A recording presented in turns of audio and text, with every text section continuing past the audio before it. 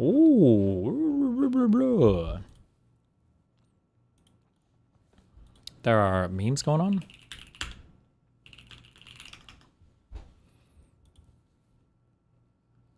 Hutch is alting right now. Where?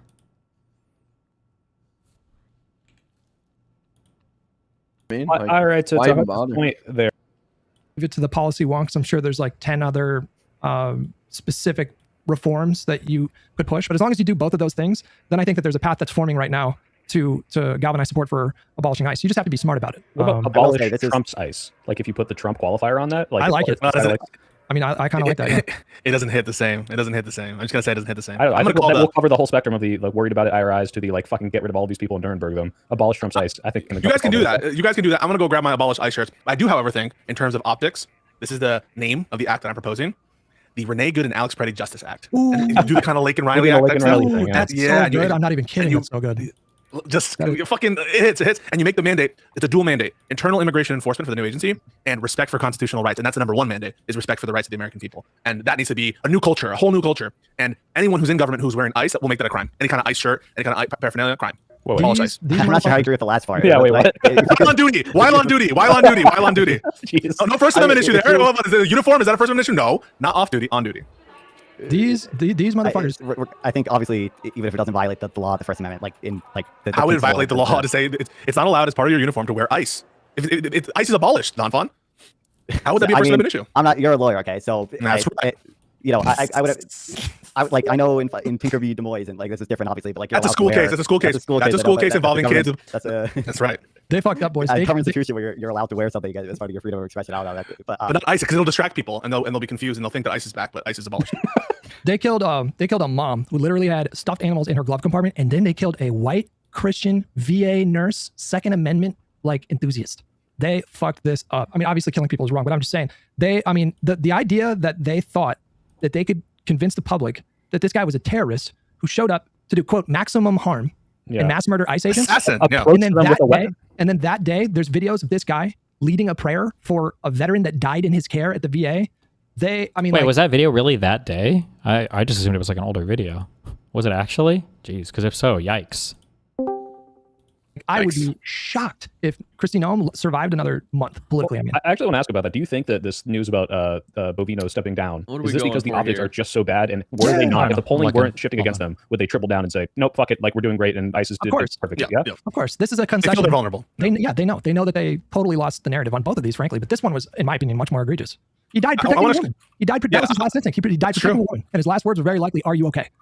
I want to shout out. I have like totally apolitical friends, and this is anecdotal, obviously, but like the one thing that like gets them actually somewhat interested in politics is the ICE raids, is the ICE shootings, because they always do go viral. Those are on Instagram reels. That is the one thing that actually gets them motivated.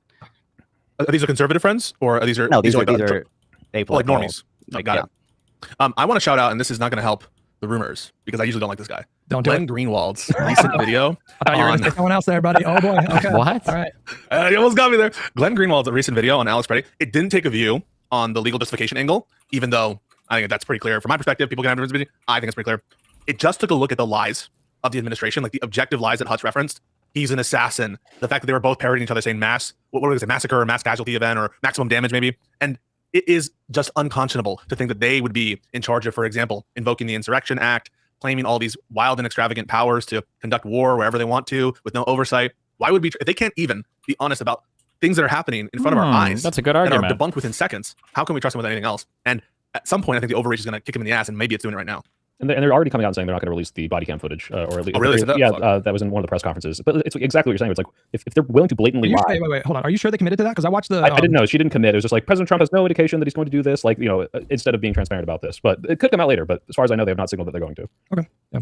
But to bounce off that piece code, the idea that like we literally can see in the footage that they're 180 lying the complete opposite of what reality is. Same with Renee Good. They said she knocked him over, ran him over. This guy approached ICE agents with a weapon, like implication being like he's like pointing his gun at them. Like it's just blatant lies. So if they're gonna do this, like how can we trust like anything at this point? I feel like I'm a QAnoner now, where it's just like, oh, the deep state, and like I can't trust anything in the government. It's kind of scary. Yeah, I believe all that shit. I believe it. And I think the FC files is coming back. Do you want to run around on Bluegate and just pick some plants, I guess, or? Yeah, we can do the plants. Okay. Do you have like a link for them? Do you have a link for them? Like that shows where they all spawn? I believe not for Bluegate. Is the electromagnetic storm up? No. Why are you linking me to the NFL subreddit like I give a fuck? Oh, whoops. This is for spaceport, apparently. Wait, there's no electromagnetic storm up? There has to be. That starts at 1 a.m. No, it starts at 8 p.m. Are you looking at the wrong time zone, or am I No, looking hold at the on. wrong? Give me the goddamn controls. Starts in 4 hours, 43 minutes. What was I looking at then earlier? Something retarded. Launch tower loot, maybe? Or Oh, is that a 40-minute one? what? Launch tower loot? Yeah, I'd never heard of this one before. I don't know, but I'm pretty sure it's a minor event, so it doesn't matter. Yeah, true. Probably better to do a night raid for... Yeah, let's go Blue Gate. But you just linked was spaceport, though, right? Yeah, I don't have Blue Gate. Let me look at the map. Because this is going to add to this mistrust. It kind of reminds me a little bit, though I was not alive during this era, the post-Nixon era. I mean, there's been a 30-point swing in favor of abolishing ICE. But I think they're pissed at the way ICE is going about things, not at ICE as a whole. Because ICE operated under Biden and nobody had any complaints. But What's to stop us from doing the counter ads RI, where we take these like sickening stills of all these people pointing guns at these victims who are not like threatening them in any way, and say ICE is corrupt. We need a new institution to like fix our border, right? Like that's all. I think that's going to play so much better than they want to protect pedophiles and rapists. Like just based on what Hutch is saying, the polling, like we make better attack ads. I think it goes in our favor. And focus on Americans' rights. Like, this is a police state. It's papers, please. They're wearing masks. Whatever immigration enforcement looks like, it can't look like this. And the institution that we have now has shown itself incapable of operating under the constraints of our constitutional system, and therefore it needs to go. And we need a new agency with a new mandate. Whether or not you can message effectively on that. But I do have like some basic concern that the abolish ICE slogan is just gonna things could very easily swing back in the other direction if there's like some publicized like immigrant killing of a U.S. citizen or whatever. I feel like I don't know how I feel about abolish ICE as a slogan. I think we should because it's so the office is so tainted. It's but been tainted though. the problem is abolish ICE has been so infected by these tanky, progressive, retard fucks who think we shouldn't have any type of legal immigrant enforcement, which is toxic cancer. You can't go out in front of Americans and say we're not going to do anything about the border. We're not going to do anything about illegal immigrants. And I worry that like some of these tankies that are jumping onto the this is the abolish ICE thing. That's where they're going, which is annoying. Yeah, it's basically like abolish the police or whatever. Yeah, it's pretty much co-opted. If there are riots that break out similar to 2020, I mean, Right. like we saw support for Black Lives Matter. Wait, am I Blue Gate sucks for... plants? yeah, it's really bad. Okay, Kings. Because the olives and shit and the lemons don't count. Yeah. Okay, well. How was the panel? The panel was fine. It'll come out tomorrow. I mean, yeah, I thought it was time for whatever it was. That was at 8 o'clock, but it's at fucking 1 p.m. then? Tomorrow? Something like that, yeah. All right, well, I'll join for that then. Okay, GG's. be careful. All right, cool. Go up to I think 55% shortly after George Floyd, and then all of that was erased within 3 months because of the riots. And so, if we're in a similar situation 3 months from now, if widespread rioting happens, and that allows the Republicans to like seize control of the narrative, which I think would be really fucking stupid. And so, I would encourage anybody listening to discourage their friends from doing stupid shit. And if that's the case, then you go with reforms. It's just you should be dynamic. My position is the policy I want to see is the abolishment of ICE. Given that it's the policy that I want to see, it is in fact what I think we should run on, and it is I think the message that we should try to promote. And I think that the way to address it is to focus on the reason why ICE needs to be abolished. And the reason ICE needs to be abolished is because they, as an agency isn't separate from its personnel in that respect, non-fun, right? Agencies develop through a course of cultural development over time. Like one of the horrible things that's happening with the gutting of all these different agencies is we're losing a lot of that internal cohesion that has been built up over decades and decades and decades at like very important agencies that regulate in the United States. And that sort of background culture, that stuff isn't easy to replace and recreate or to fix entirely. And so given that I think that personnel and agency and policy are almost hand in hand, I want to get rid of it, and that will help with some of these potential First Amendment challenges if they try to say, oh, you're just coming after us because we're Trump supporters. No, we're just getting rid of the whole agency because of its culture. It's not any particular person that will have the accomplishment of easy firings of everybody, and they can, if they want to, reapply for the new agency with a new mandate. I think it makes sense from a policy perspective. It avoids a lot of constitutional challenges or other kind of bureaucratic challenges that you could have because it has the imprimatur of Congress. And then ultimately, it is addressing the cultural rot at the center of ICE in a way that mere swaps of personnel will never accomplish. Okay, two things. The first thing, who the fuck is Chud? What is that name? Chudsley Chudsley Harriet. That guy's got to go, bro. He's just calling What's everyone going on? They're I'm looking at YouTube. I don't see Chud's lead. Why are you feeding the troll, Hutch? They gotta go, bro. They're screaming. They're calling non-fawn a fascist. They're calling IRI a fascist. They're calling me a fascist. They are spamming that shit. Somebody's got to Guys, Is it in Twitch you chat know or why? YouTube? You know why he's not calling? up their chat for Christ. Twitch chat or YouTube? Whatever. Okay, so then Base touch, calling it out. Good job. number two. I want to push back a little bit. What if, Pisco, let me give you a hypothetical. What if we could accomplish everything that you're trying to accomplish in terms of completely overhauling how we systemically enforce immigration policy? What if we could do all of that with a rebrand instead of, or with a massive reform policy instead of a completely new institution? And what if that pulled 25 points higher than abolish ICE? Would you be persuaded? You would prefer the? Oh, okay, all right. If you say if I accomplished all my goals and I knew that it pulled way better, do you think I was gonna say no? No. Are you like if I'm just like virtue signaling? No. I'm not. I swear to you, I'm not like trying to lead you into a gotcha. That was a genuine. I was genuinely curious because a lot of people that I spoke with in 2020, I had a conversation with somebody who, and I asked them this same hypothetical but applied to Black Lives Matter or defund the police. I said, what if you can get everything you want? Everything. What if you can convince lawmakers to pass legislation at the state level, at the federal level, and you can redirect funds from police departments to social services and do all that stuff by using a different slogan? And in doing so, you can guarantee that you get it. Would you do that? And the person said no. They said I shouldn't have to change the slogan. It's not up to me to like explain this to normies. And that was the most insane thing I ever heard in my life. So I just wanted to make sure you weren't in that insane. No, I appreciate everything.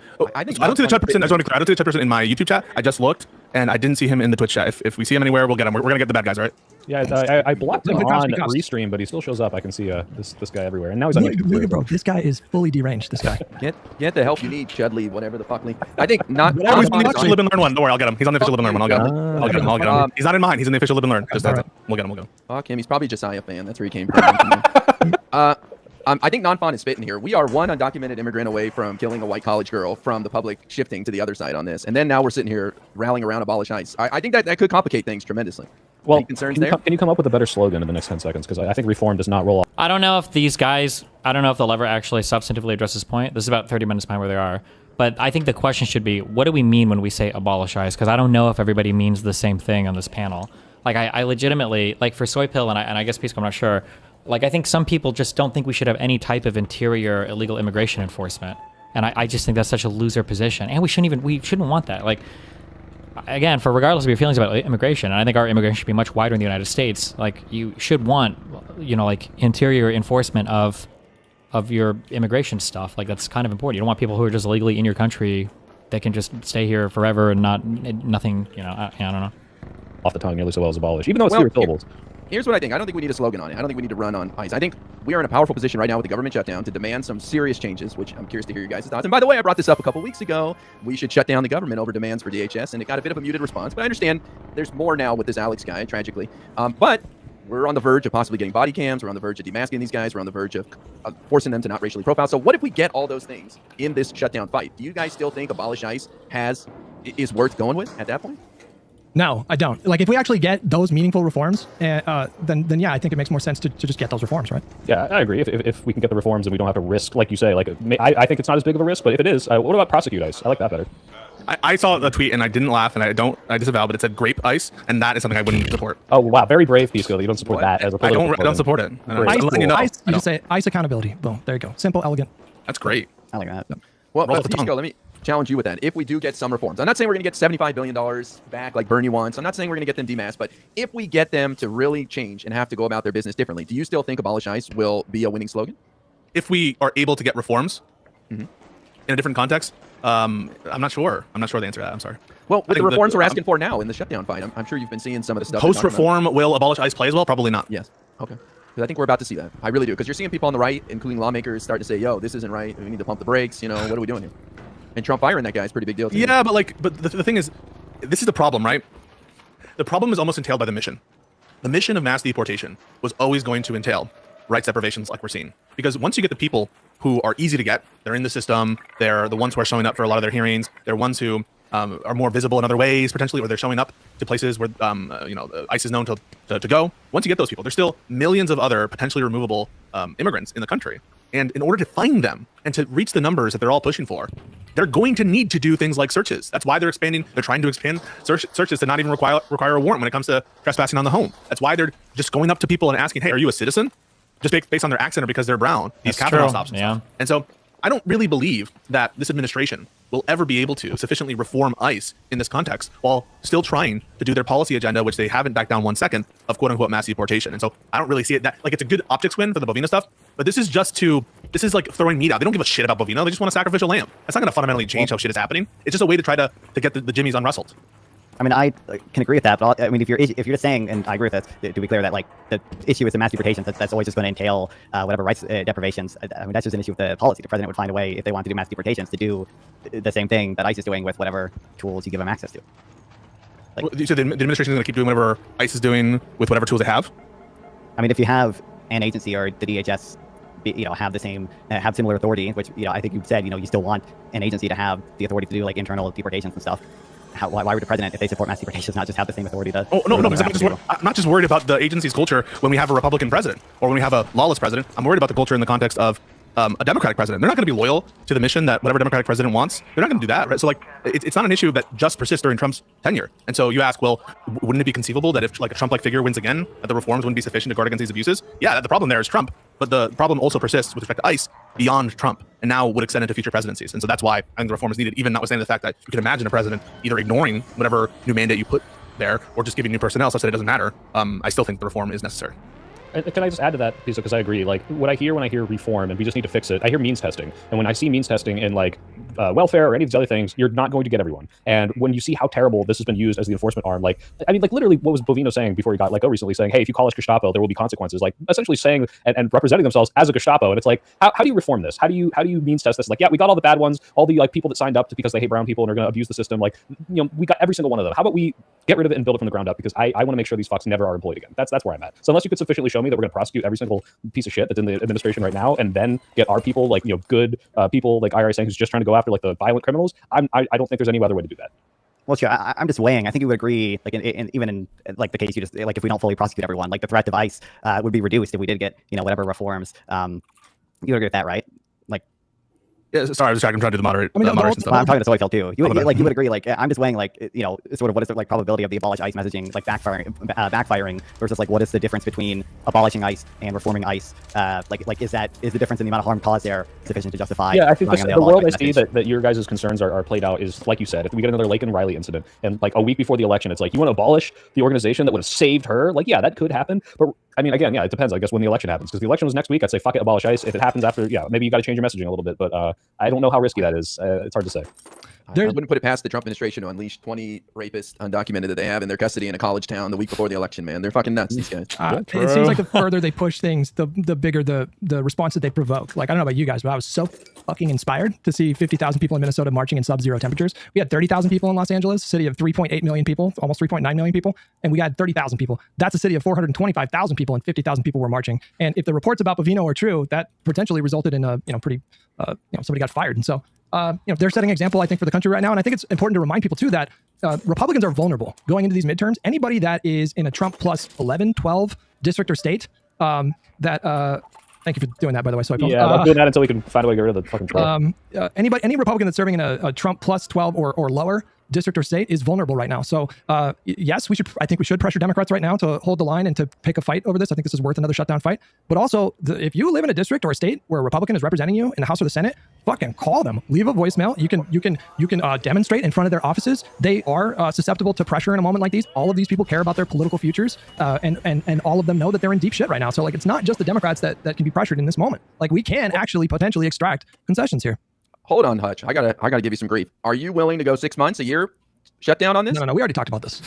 We can retread that same ground. But that's happened. No, it's so funny. We had there was someone who was a big Hutch supporter in my community, and I love my Hutch supporters, and I love my supporters. And he was like, he was like from Germany, so he's like, I actually agree with Hutch a lot about what's happening. And he's like, we shouldn't do any kind of shutdown fight based on ICE. That was kind of his position. I don't know if that's your position, but the minute Chuck, I know, yeah, okay, that was just his position.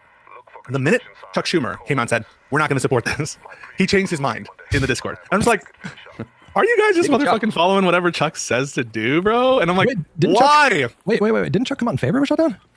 Yes, he did. No. I'm saying that there's a contingent of people. I don't know why. I'm not saying that you're necessarily that. I'm not lumping you in that sense. I'm warning you that they exist, who I think take this kind of like Schumer maximalist position, which is what like Schumer is this master chess player, and what he decides is clearly what's in the best interest of the American people. And that's what I don't understand sometimes, is how much deference is paid to Schumer among some Democrats. Do you agree Schumer's doing well right now in this moment? I think it's the right statement to make. Yes. Oh my goodness. I thought the statement was good. Right. I call balls and strikes. I'm fair and balanced. Always have been. Wait, guys, really quick update from Josiah. It looks like maybe Bovino's not gone. Have we backtrack on this? This is a classic Trump flip-flop. That looks like some random administration person versus reporting from what was this? Is Trisha McLaughlin. This is Trisha McLaughlin. She's the fucking spokesperson. DHS. She's like she's just saying he hasn't been relieved of his duties. Maybe this has happened before. I mean, we've had administration officials come out. Maybe he's just going to be reassigned or something. Is that being true? So okay. Well, she's playing games there. She's like, he's not relieved of his duties. He's claiming he's relieved of his duties. He might have lost this part of it. And that's it. It's like he's being sidelined with an idea to like eventually retire soon or something. Yeah, it's like sending a party member to fucking Siberia and Soviet Russia. It's like remember in Game of Thrones where Tyrion sends Janis Slynt to the wall, and not exactly like that, but you can start to think it's a parody. Listen, it's all word game, it's all whatever. It's meaningless no matter what. Who cares if Bovino is at the head or not? The problem is Trump. The problem is Trump and Noam and the principles there. That's what in the policy. Well, so no one should I agree with that. I'm saying it's a good optics thing for us to be like, wow, you guys are losers. Even I'm doing this, like the L against these like loser MAGA people who are like, oh my god, not Bovino. But I think it shouldn't end don't rest on your laurels. Yeah, don't rest on your laurels. It's just the beginning. It's just the beginning, but I think it's a good sign of what's to come. Also, Trump was praising Tim Walz today. That's a totally different tune. He talked to him on the phone and said we're on the same wavelength now. That's a huge difference. What did Tim Walz possibly say? Like, what trophy did he give him? What praise could he have said to make Trump completely flop on? Don't forget, he ran as the VP in opposition to him, talking about tampon Tim, he's awful. Like the Mamdani almost made sense because like Trump didn't have the precedent to like hate. I don't think Walz had to say much. I think that Trump just saw the writing on the wall with this one. Like, I don't think Trump has come out and defended. Did he defend the Renee one? I mean, he was truthing about it.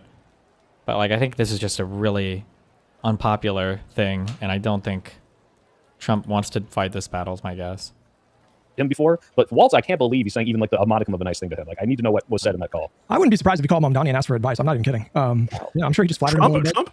No, Walz. The pussy, dude. You get him on the phone, he seems to back down. Just like in Europe. This isn't the first time. And it's not the first time to sort of back what Ira is saying. If you guys remember the George Floyd stuff, he specifically like praised Walz's performance there, right? Like I'm pretty sure he said, he's doing a great job with what's going on in Minnesota and the protests. And so I don't think that we should take what he's saying right now as there's going to be a massive shift in policy. I think that what's happening is he can read a little bit the room and he knows the shoot was a bad shoot and he's losing on it. And so that should be a signal of weakness and everyone should smell blood in the water and take advantage of it. Ryan Getty. Where's Ryan Getty? He's in somebody's chat. He's in my chat. Why? I watched your recent video on Gavin Newsom, bro. That was good, man. He makes good videos, man. Everybody should subscribe to Ryan. It's good. Check it out. I was going to say, you said like, he sees the blood in the water, reads the writing on the wall. I can't believe Tim Pool came out and said, this is a bad shoot. Although now he's reposting videos of like AI upscaled, images that make it look like the guy might have a gun in his hand so that it's justified. But for a brief second there, Tim Pool couldn't grift hard enough to say, hey, this is okay. It was a fucky statement though, Sloy. I agree that it was like maybe surprising that he would say it, but it was couched in like ambiguity and not 100%. It's like, sure. I mean, he's still doing the fence. He said like Trump's not going to win this one, like as though this were. Did we lose Ira? Oh shit. He said, "Fuck me, so I'm out." He says, "Shit talking." Did he? He's Tim Pool's biggest stand. I can't believe we're shit talking him right now. My heart. No. I think that you said something. Did you see that? It happened again. You start talking, he bounced. You're fucking with me. You're fucking. Hands up. Hands up. Don't shoot. Hey, speaking of which, how do you guys feel about Hassan saying that Democrats were actually just as bad because Michael Brown was shot when Obama was president? He's right. 100% right. Is it Val? I did not see that. Oh, can we talk about that for a little bit? The drama, Hutch, and I want Nonfon's opinion about this too. This is the criticism from the drama, Hutch. This is the elephant in the room. Be more specific. There's about there's drama. Yeah, go ahead. To hear as I understand them, the accusations from both sides. Accusation against Hutch, we'll start with that one, is Hutch spends too much time shitting on lefties who are going after Trump. That's the accusation. And then the accusation from Hutch is you guys don't actually care about any of it. Wait. No, hang on. Rephrase that. That's not true. That's the accusation. No, you can deny it. I'm just saying that's the accusation. No. How did you phrase that though? Did you say lefties that are going after Hutch Trump? spends too much time going after lefties who are attacking Trump. What? You never heard this? Who are you never heard people say this, Stevie? I've seen Hutch is going after the lefties so much, but these lefties are not attacking Trump very much. So I don't know about that part. You don't think? Hang on. You don't think people are claiming that what Hutch's criticism is counterproductive to the goals of sure. Like, the last part, they are attacking Trump is the part we disagree with. I don't think these lefties go after Trump very much. You can disagree with whether the accusation is true. Okay, I understand what you're saying. You're saying that they're saying that why are you attacking Hassan? He's spending all this time going after Trump. Why are you attacking? Are you denying that you're accused of that? I understand the way that you phrase it in that way. I would take issue with the premise because if this was just a lefty going after Trump, what fucking issue do I have with that? The only time I go after lefties is when I feel like they're helping Republicans and Trump. You can like fight the accusation, but the accusation is being made. That's all I'm saying, right? That's you deny that people. I just find it disingenuous framing. That's all. Like you're attacking lefties that are going after Trump. I'm not attacking. Do you think that people are accusing you of that? I'm not saying that it's true. I'm just saying, do you think people accuse you of that? I mean, it's I think bullshit so. for In sure. general, the Yeah. accusations are generally Hutch punches left more than he punches right. That is in general. It has little Okay, to do but with the obvious implication of that is it's counterproductive towards the threat of like Trump and fascism. Like that's their point. What do you say? Sure, like that. That's the fucking accusation. You can just say it's not true. No, but not if it's not counterproductive if you hold the view that I do, which is that these lefties are helping MAGA. I know you disagree with the accusation. Yeah, I'm just laying out that is the accusation. Okay, Right? wait. Or do we- is that a All right. problem? While Hutch is on the hot seat, we got a super chatter says, do you see trolley problems all the way down, and do you know about the horizon effect or the disadvantages of greedy algorithms? Nope. I guess he Well, doesn't. this You're gonna guy have to. talking- What's he I saying? know what a greedy algorithm is in terms of software engineering. It's like a way to. It's hard to explain. It doesn't matter. The point is, maybe this has something to do with like often Hutch will put everything into a dichotomy. It's like we either do this or this, and one is utilitarianly better, and maybe there's some disadvantage to doing this all the way down. But maybe he can elucidate in a different chat. Yeah. Yeah. All right, that's I the think Hutch accusation is worried- against you. Hutch is worried about our brothers to the left who are lost, and he's just trying to reach out to them and with an olive branch. That's all, and trying to bring them back to the flock. That's what I think. No. So respond to it. As I said, my view of things is that, like, I think if Hassan stopped covering politics tomorrow, and the same goes for Kyle Kulinski, frankly, I think it would net votes for Democrats. Damn. So I think that my view of Damn. But also true. But damn. He threw the Kalinsky in there as well. Holy fucking. Oh my God. them. Now we can debate that. That's fine. We can have good faith debate and we can get into the minutia about that. But that's what I believe. And so when I go after these lefties, like for example, Sean the Black, this guy, like he posted a tweet. The Democrats said something like, ICE are bad, or I don't know what they said. And he quote retweeted them and said, you voted to fund this. First of all, the Democrats, not a single Democrat voted for the one big beautiful bill, which is what added all that extra Jared funding Golden and created it and created I think Jared Golden did. Yeah. I don't think he voted for the one big beautiful bill. Could be wrong about that. So first of all, he's just wrong on the facts. But second of all, No way he voted for that. if you do a cursory search of Sean the Black's tweets, you'll see that he did not vote Oh, for never Kamala mind. Harris. I'm sorry. So, get fucked. Like if you're going to spend your time on social media actively trying to tear down the Democratic Party candidate, you are actively helping Republicans win elections. You are complicit in 14 million projected dead from USAID cuts. The 2 people in Minneapolis would still be alive if people like you made better decisions, and they're going to keep doing it. And so, like, they act like opposition, and then when I treat them like opposition, the way that they behave, the way that they market themselves, they want to clutch their pearls and tell me that I'm being mean and counterproductive. Excuse me. My whole brand is I fucking hate Republicans, and I will spend the rest of my life trying to convince people to support every Democrat on every ticket for the rest of their lives. That's my entire fucking brand, bro. So if you're going to accuse me of being complicit in fascism when you are literally the reason why those people are dead in Minneapolis, you can get fucked. That's my position on that. Wait, I don't find can I steal? I need to jump in real quick here because even though I mostly almost 100% agree with Hutch, you're the reason they're dead, I think, is like the most inflammatory part of that. Because yeah, sure, they didn't help. They actively are hurting and driving voter apathy. But it's Trump and the admin is the reason they're dead. Did you vote for Kamala Harris? No? Then you are part of the reason why those people are dead. You are You directly can assign a hierarchy of blame, right? Like, are we going to blame leftists if Trump does a fascism? Like, no, it's Trump, right? Like, Well- Republicans aren't just a force of nature. There are people actively making decisions that we should call out.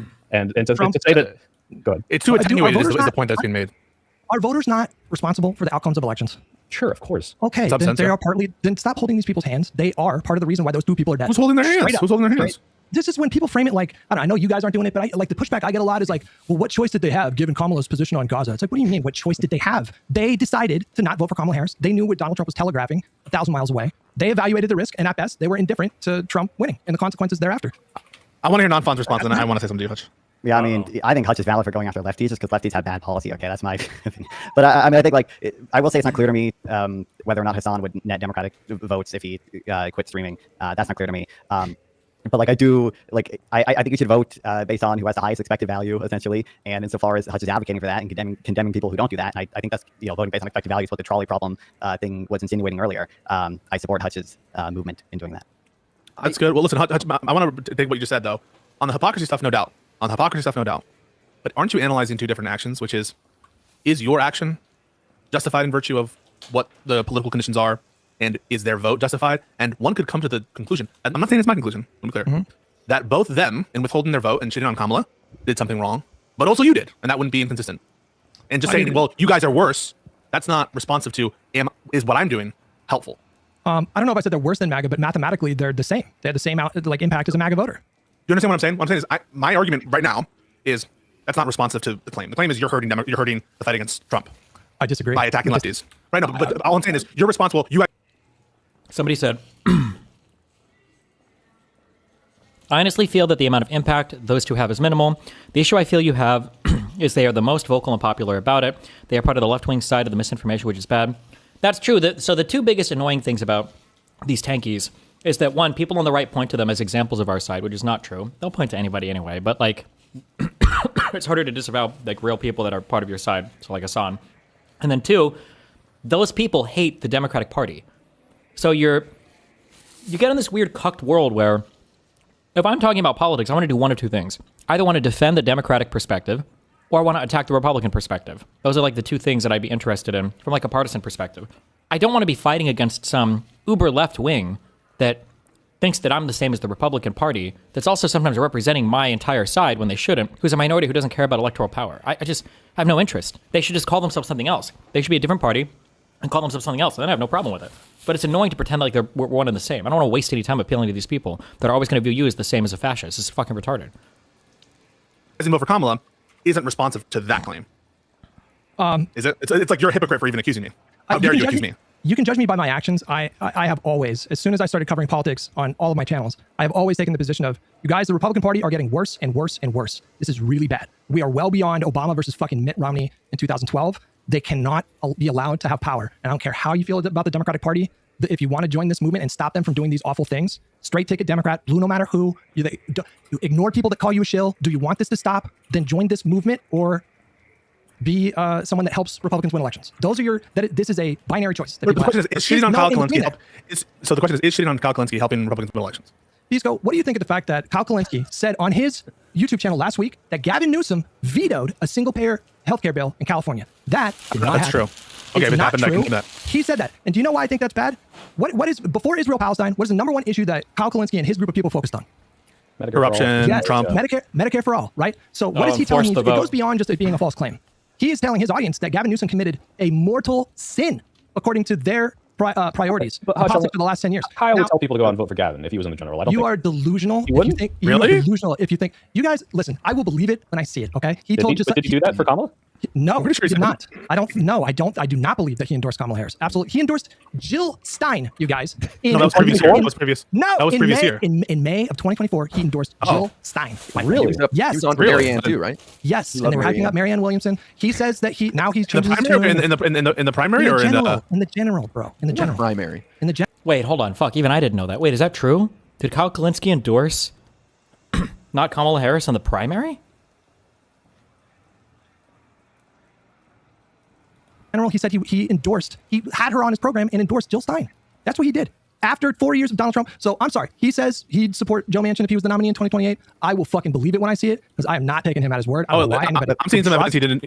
Okay, but if he does, so you think it's possible he won't endorse the Democratic nominee if it's Gavin Newsom, right? Absolutely. It's in his DNA to attack the Democratic establishment candidate. Someone like Gavin's going to be piss him off. But listen, I applaud Hutch for trying to help our brethren to the left who are far gone. But 90% of them end up voting for Democrats, so I'm not even worried about it. I think Hutch does it because he enjoys it, fighting with them. Maybe I'm wrong. I don't know. But there's almost 100 million people. Almost 100 million. That IRA is correct. I focus my attacks on people with platforms, with people in positions of influence. It's true I'd argue with random people on Twitter, but in terms of like what I prioritize, if you have a platform and you're using that platform to obfuscate, speaking of which, Pisco, the Vanguard boys, they said some very questionable shit in your conversation. They're part of this as well. They're part of this as well.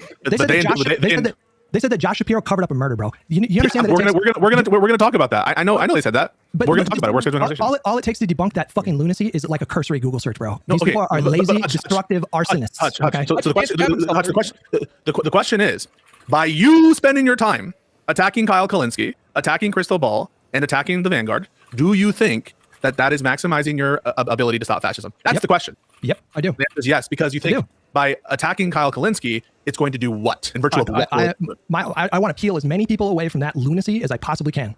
That will net us votes and that will increase. You can have your people like Brian Tyler Cohen and Josiah that focus 100% of their attacks on Republicans. That's fine. What is wrong with me? Like the fact that you take issue with me calling them out and not the fact that Kyle.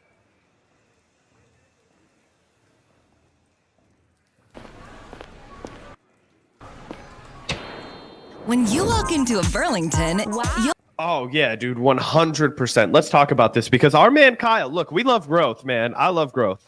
And I love to see people who change their mind to agree with us. And every once in a while, I get to feel like maybe we had a little bit to do with that. I don't think we had a lot to do with it this time. I think mostly the horrible things happening in Palestine had most of what to do with this. But I like to think that we'd already kind of softened the runway a little bit. We were like, you know what, Kyle? Here's why we think Joe Biden sucks bad. And he was like, no, I'm a Biden bro now. I'm really into this guy. He's exceeded my expectations across the board. And we were like, Kyle, he's gonna let you down. Just don't trust him. I know, Things are looking, not as bad as they could have been, but don't worry. He's a Democrat. He is going to show you his stripes, bro. He's going to fuck it all up. He's going to do something hot. And as if Kyle Kalinske is some like blue no matter who, Dean Biden, bro. But the last time we argued, the dude was like, I'm fucking stoked and jazzed about Biden. For sure. Anyway, that was, look, Kyle's a bona fide lefty, bro. Like, and I voted for Biden last time, and I voted for Hillary Clinton in 2016. So everything that I'm saying about him is also true about me. That's why I was saying I was happy to see another soldier that's been recruited to the cause, man. It's good to see. And I think that we've all just come to the point where, look, I think that Kyle has made a lot of really valid criticisms of the Green Party and how we need ranked choice voting and how voting third party oftentimes does feel like a waste. But at another point, and I've heard Kyle say this too, at some point you're just not fucking getting my vote. You know what I mean? You're just not fucking getting it. And I think we're all back at that point where we're like, you know what? We tried to be fair. We looked around and we just said, fuck, the options aren't great, but let's just plug our nose and maybe go along with it and see if we can't extract a little bit and try and be happy with it. And when we realized no, they were just going to shit in our mouths, they were going to piss on our legs. in LRB is facilitate kind of starts to look a little bit more trivial, even though it's not. Obviously, it's not. But you know what I'm saying? It does get to a point where it's like, no, I'm not giving my vote to this person. I'm simply not giving my vote to this person, given what's happening right now. And I'm interested to take a look here at what Kyle has to say about Dr. Stein and his decision to, I guess, endorse her. Although I don't think he specifically uses those exact words, but about as close as you can get. To me, it's equally shocking and uplifting and so energizing to see people like Crystal Ball.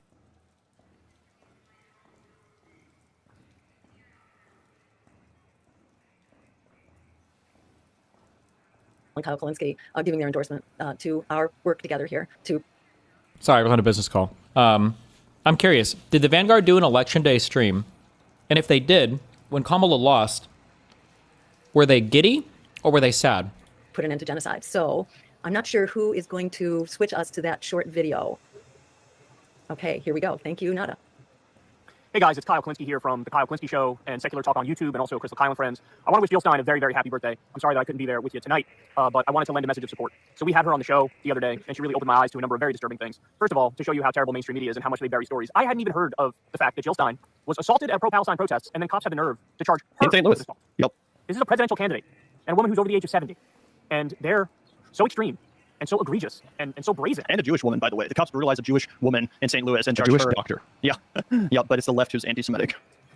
That they charge her with assault when all she's doing is standing on the right side of history. Look, it reminds me of what happened during the anti-Iraq war protests. It reminds me of what happened during the anti-Vietnam war protests. It reminds me of what happened during the civil rights movement. The people who are on the correct side, the people who are doing the right thing in the moment, they get viciously smeared. And in this instance, also literally assaulted.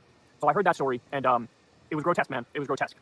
And Jill also made another good point about how New York is effectively trying to keep the Green Party off the ballot by using dirty tricks. This is another thing that I was unfamiliar with. I know exactly. I read about this. Our homie Jason Call, who's the campaign manager, obviously, for Dr. Stein, was talking about how they're basically having fake people go out and collect signatures for RFK and Dr. Stein, people who aren't affiliated with the Green Party or RFK's movement. And basically what that will do is it will tie them up in a bunch of legal hassles. They'll say, oh, look at all these illegal signatures that they got. Oh, we have to go through all of them. Meanwhile, through dark channels, the Democrats have been paying people to go do that illegal shit so that it gets tied up. They don't care. It was kind of like what we talked about with Matthew Ho, right? Shout out to Matthew Ho. He got in a huge legal battle in what was it, North Carolina? I believe I was in North Carolina for far longer than I wanted to yesterday during a layover. Jesus Christ, what's matter there? Anyway, he told us they don't care if they lose the decision. They know they're going to lose the decision. What they're doing is illegal. They're happy to eventually confess to that and pay whatever fines are imposed. But the idea is that it will tie up our campaign. It will tie up our resources. It will make it harder for us. Shame to say that me, as somebody in media, I didn't even know about that, right? Jill also wanted to make another phenomenal point about anti-war. So again, I want to wish Jill a very, very happy birthday. I want her to know that she has my support. I think she's very brave for running in this environment, in this climate. And look, bottom line is, there is one candidate in this race who is both on the ballot and anti-war. And we all know who that is. Donald Trump likes to pretend he's anti-war. He's not. Sometimes Biden likes to pretend he's anti-war. He's clearly not. He's arming and funding a genocide right now. Cornel West, I'm not sure he's going to get on that many ballots. And RFK, don't get me started. Don't get me started. Like he's the most anti-war, but he's also in favor of Netanyahu committing a genocide and us arming and funding it. I would like to pause for a moment. We look at this man, the Nazi archetype here, blonde hair, and he wants to talk about how I'm pro-war for announcing Israel's right to defend its. I'm appalled. Oh, sorry, RFK, our internet. It happens, I think, when I run my phone off, when I have to, with our internet, because the campaign, they just get in here. So it's an odd phenomenon. But anyway, go on. Sorry, guys. Palestinians on a regular basis. So from where I'm sitting, from my perspective, there's one candidate in this race that's doing the right thing and standing on the right issues. And, look, fighting for it at a time that's important historically where nobody else is stepping up and doing the right thing. And so again, very happy birthday to Jill Stein. Sorry I couldn't be there with you guys today. Maybe he changed because this was in May. Maybe by November he changed who he endorsed. Maybe, hopefully. Al Kalinske is telling, how many fucking views does that video have? 250,000 views? And he's telling his audience that Gavin Newsom vetoed single payer in California? Here's the difference. Here's the difference. Destructive. Here's the That is difference. destructive. Here's the difference. I think on net, Kyle Kalinske is a benefit to our effort to stop Trump. Whether or not a particular video I would think is bad doesn't really matter on that. I don't agree. No, let Guy in. Guy's been rolled over a couple times.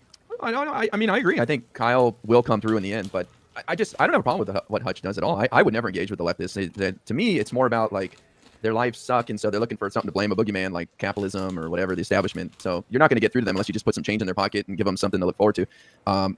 But I think the bigger picture for me is the almost 100 million who didn't even vote in the election. I'd rather go after them. They seem a lot easier to win over than somebody who's some ogre boy weirdo who's got their heels dug in and, you know, just wants to suck on Hassan's. Yeah, like fucking rile your base up. Like, target your base, activate your base. Give them a strong left-leaning option to vote for, not this, like, constant cuckoldry to these far lefty losers that are never going to really ardently support your candidate anyway. Knob, you know what I mean? All right, so to the point there, I agree. We need to capitalize on that, but I think what these lefties do is promote voter apathy by saying both parties are the same. Like, if you come out and say, "Hey, I know this is awful and people are getting shot by ICE," but remember Ferguson? Like, but Kyle doesn't do that. But Kyle does not do that. I'm not talking about Kyle right now. I'm putting this on video, but it's like the idea that somehow you can compare the executive branch putting a department into a place that's causing this chaos and incompetence with state police is insane. It's just not all these same things, and there's like all the like Hutch said, these cursory Google searches of just how these things work immediately dispel them. And if you're able to lie with basically impunity, like if people like Hutch didn't call it out, then you do just drive this insane, like, well, nothing's ever going to change. We just need to wait for the revolution. We got to firebomb the Walmart, and it never comes. And then fascists take power. Like, it is important. You're pressing me harder than you press Vanguard after they accused David Pacman. Oh my God! Get over yourself. What the fuck? This is actually true, bro. You are pressing me. Jesus Christ! How am I pressing you? How am I pressing you? You are accusing me of wasting my time and going after people who. I'm asking a question, and you're pressing me harder than Vanguard when they accused David Pacman of being paid to celebrate genocide. Is what they said. They said that he got paid to celebrate genocide, and you. First of all, you're factually wrong. I did contest that claim. Will you retract the claim? Will you retract the claim that I didn't contest the ideological connection between Chorus? In fact, I brought up Chorus in the first instance. Will you retract? Will you take the moment? Will you take the moment right now to retract your claim that I didn't contest the fact that there's an ideological imposition? I said you're pressing me harder than you press them. How am I pressing you? How am I pressing you? Now you're doing this. How am I pressing you? I'm asking. You're not pressing me here. You're not pressing me on this. By asking you whether or not you think, just elucidating the view that Kyle Kalinske is net bad for the Democrats, just asking that question is pressing you. You say stuff like Kyle Kalinske. He doesn't do that. What do you mean he doesn't do that? In 2016, that's pressing you. Hold on. 2016, he would. Like there's so many meta conversations. I don't understand how. Like, what counts as pressing? Jesus. Bernie or bust. In 2020, he was on election night on Joe Rogan's podcast. Joe Rogan asked him who he voted for. He said, "Nobody. I don't vote for war criminals." Okay. After 4 years of Trump, he said that. In 2024, he endorsed Jill fucking Stein. And you want me to give him credit for kind of going after MAGA kind of hard when it's like in vogue right now? What was he doing? I'm saying since the new administration. So first of all, there's also, I want to address this bullshit. Like, supports one person in the primaries and supports someone else in the general. I think you can support a more left option or support somebody different in the primaries. I think that's totally fine, but it can't be with the craziest rhetoric that is also comprised of lies at the same time, right? Like, well, do I want John or Jane to win the election? I mean, like, I'll support either one, but in the primaries, I'm going to vote for John. So if Jane wins the primaries, I'll vote for Jane in the general, but I support John. Also, Jane is a serial puppy rapist. I don't really have any proof of that, but she's a serial puppy rapist, genocidal freak who steals from cancer-ridden children also. And then it's like, okay, well, ignoring the fact that what you're saying is a lie, you have put such an extreme position on the table. Like, how the fuck are you ever going to support these people in the general? You're telling me that the person that you're accusing of being the genocidal puppy rapist murderer that steals from cancer-ridden kids, that person is going to be the one you're going to support in the general? Really? Like, and that's your position in the primary? Like, it's just stupid. Like, you think Josh Shapiro covered up or facilitated a murder or whatever? You're going to support that guy in the general? Like, yeah, it's cringe. First of all, the claim is I'm pressing you and I'm treating you so horribly. Like, you're like, oh my God, I'm being so mean to you right now. Pisco is like delusional right now. Hutch never said that. Hutch just said you're pressing me harder than you press the Vanguard guys, which is probably true because he didn't really press them almost much at all.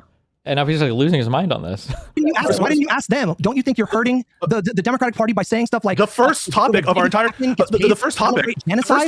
the first topic was entirely monopolized by the quote-unquote elephant in the room about whether or not they're willing to support and endorse Democrats. At the end of the conversation, they say, we are going to endorse the Democrats. Yeah, after they have views of genocide. Up a murder and, like Gavin Newsom killing babies or whatever. Which immediately I said, I don't agree. Let's have a conversation about that at a later time. But I'm now being mean to you. I don't understand that. Like, I went through the whole virtue signal. I went through the whole virtue signal thing with the Vanguard. You're not hurting my feelings. Truly, I like these exchanges. I don't mind them, and we can move on after this. But like, and Pisco, I do expect it. I love Hutch, but just to be clear, he's just saying, I do love Hutch. It seems like you're diving more deeply into the ideology that Hutch is doing, and I don't think you're being mean, but give me a break. I don't know what your Vanguard thing, but it seems like you didn't ask even follow-up questions or kind of like stay on these topics with them. Is that kind of what you're saying, Hutch? Is that it? No, you could have gone harder. You could have gone harder. Wait, so the critique as I understand it, not that Peace Code agrees with it, just the one he raised is that like Hutch attacking the lefties is like negative expected value, but he, in with regard to Democrats winning, but like, I didn't even assert that. I'm just wondering whether or not he agrees with the. I didn't assert. I'm like, yeah. I'm like, this is the. I feel like I would have to go back and listen, but I feel like that was basically what Pisco was asserting, right? Don't you feel like you attacking the left is doing more harm than good, or do you really think that's a good use of your platform? I feel like to say that that's not what you're heavily implying is a little disingenuous, but I don't know. So we're having a. I don't think he crashed out. Okay, cool. No, he didn't. It did that. Yeah, something's happening. Yeah. I was just there was a topic that was going to be introduced about lefties and about Hassan. And I'm like, this is the accusation. I want to hear what you have to respond. And then Hutch said, I actually think it would be better off for Democrats if these people weren't like influenced in stuff. That's something I disagree with, and I'm just disagreeing with it as IRI is. And I just don't think that that is like pressing Hutch in a way that I like didn't press Vanguard. I just think I'm just like I don't agree, and I certainly said I don't agree with the Vanguard with stuff they said. Listen, I'll be fair, and I'll say, because I told my chat, I was like, listen, you're not always going to take the same tone. Sometimes if you're having some conversations on some platforms, it makes sense to take a different tone. And so, like, I really was balancing that. Like, I understand that that's probably what you were doing in that spot. And so maybe there's value there. But there was another part of me, too, that watched that conversation, and there were a few moments where I would have pushed back, like, way fucking harder. Like, the fact that they accused David Pakman of being paid to celebrate genocide, and then you actually, to your credit, you actually said, wait, hold on. And you called him out on that, and then he immediately 180'd. That fucking Gavin idiot immediately 180'd and said, I didn't say that. Yeah, he said it literally 5 seconds before. Well, I think, I think that was a weak claim. Like, I'm just asking you, like, who do you think is doing more damage to Democratic Party prospects? Me for focusing on lefties that I think are way out of their, like, completely untethered from reality and their quote unquote like criticisms of Democrats. It's not a criticism to say that Josh Shapiro covered up a murder. I don't think you're doing much damage at all, Hutch. That is smearing a Democratic Party. Oh my God, he did the thing. Why does everybody do the thing? I don't think you're doing. If you're asking my opinion, Hutch, I don't think you're doing much damage at all. I think if anything, the only criticism that maybe could be levied at you is like an opportunity cost of like what. Just asking a question. No. It's where you like you don't answer the question and you say something that's non sequitur, like it doesn't logically follow, or it's non-responsive to the question, right? Like, who do you think is taller, me or Bill Clinton? And then you're like, oh well, I don't think you're that tall at all. It's like, what? I don't know who you're talking to. That wasn't responsive to my question at all. That had nothing to do with what I just asked. Like you asked, like, who do you think is I think Hutch said, who do you think is doing more damage, A or B, me or the Vanguard? And then Peace was like, well, I don't think you're doing much damage at all. Like that's not at all responsive to the question. Like, why? It's a better use of time, but I don't think you're doing any damage. It's just, I think. Yeah, go ahead. I think you give them too much credit, man. Like these people don't have that much influence, man. I'm telling you. You might maybe disagree with me, but like the Vanguard boys and Kyle Kalinske are not determining the election. Man. Kyle Kalinske gets like 40 million views a month. It doesn't matter. Shitting on Trump. Shitting on Trump. Putting the spotlight on Trump's like horrible shit. And this is one of the reasons why like I just told you that Kyle Kalinske told his audience last week that Gavin Newsom vetoed single payer in California. Almost any. Like if anything, it's even worse that Kyle Kalinske is also attacking Trump. Like you almost just want him to just be like on his own island because you don't want people getting lured into like, oh, this guy's going after Trump. That's based. That's cool. Okay. And then also, wow, Gavin Newsom is anti-healthcare. Okay. Wow. Okay. I didn't know this bad stuff about Gavin Newsom. You know, like it's not good. Time. He talks about Democrats. It's in a negative context. Almost any time, bro. He and Crystal did endorse Jill Stein in May of 2024, which is, I didn't know this, and I guess I retract my statement of, I don't think Kyle would do that. That's insane that they did I didn't make that shit up. He does it every time. And so I'm sorry. I don't believe him when he says he'll fucking support the nominee. If it's Newsom, no. He's like, he's going to shift the goalpost and be like, you know what? It's no longer Trump, so the stakes aren't as high. That's what he's going to do. It's so fucking predictable. Yeah, so like I am totally... Go ahead.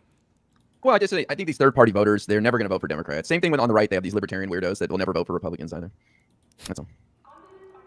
I was going to say, probably, yeah, sure. This is somewhat a different topic. Any obligation to like actually fight the lefties on policy issues, when I talk to lefty people, it's almost always about my issues with the actual policies, instead of like just trying to get them to vote for Democrats. Even though maybe I should be getting them to vote for Democrats.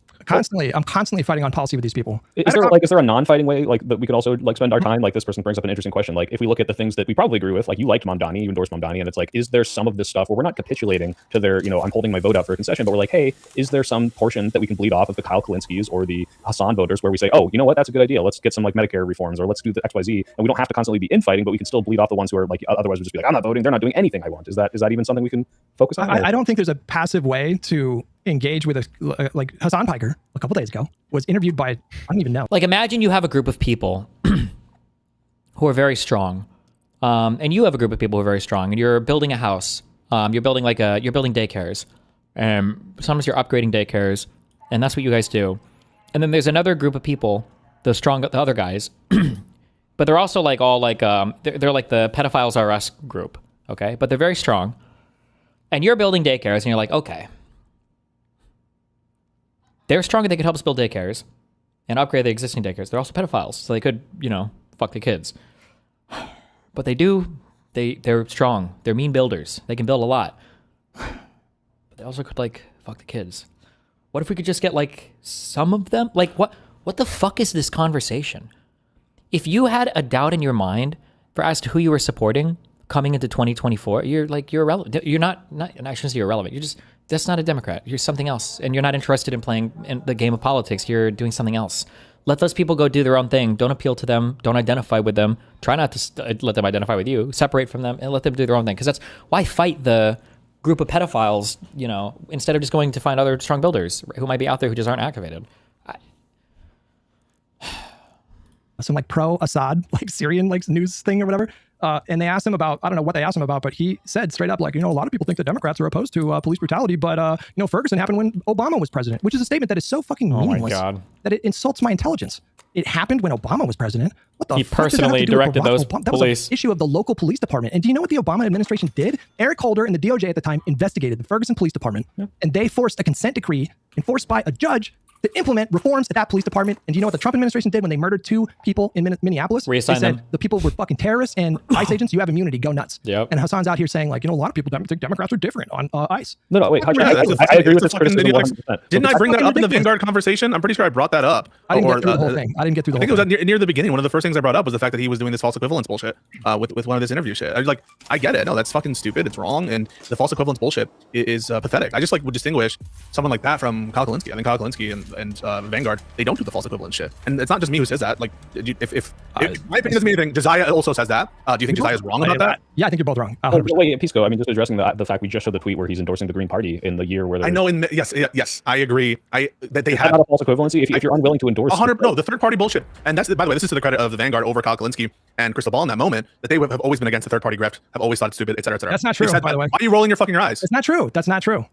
Show me when the Vanguard endorsed the third party. Look it up. There's a conversation that they had with Vosh, and Vosh had to walk them like babies through the logic of not voting for third party. It was early 2024. Vosh was the one that convinced them to stop fucking entertaining. In 2024, they were shitting on the people who were organizing the third party stuff. I saw them do it. All right, I mean, they shifted. I'm just saying, but we're not always opposed to third party shit. That's just not true. I have seen them call out the third party bullshit. You can go look at it, but I want to go back to my question because I truly want to know if this is even viable and if this is something that like Hutch or any of us could spend more of our time on. Because as much as I am all for calling people out, like doing this, I agree with your criticism 100%. Is there not, like, IRI has this mentality, I like it, where it's just like, you know, we're coalescing the Democrat period, the left period against the forces of evil. I don't give a fuck. We're doing whatever we can to win. And I respect that to a degree. Is that really what IRI's? Maybe I'm misinterpreting or somebody's autistic here, but my feeling is that IRI has like such insane, intense derision for these lefties that he just pretends they don't exist, basically. The vibe or the feeling I got from IRI is that he fucking hates these people. He thinks they're delusional, like, idiots, and that's... You don't appeal to them, you don't talk about them, you don't talk to them, and you just don't even consider them. So I don't know where the soy pill is getting, like, oh, he wants to work with everybody. I think IR is like, if you want to come along, that's great, but he's not going to waste any time appealing to you, which I think is the correct choice, but...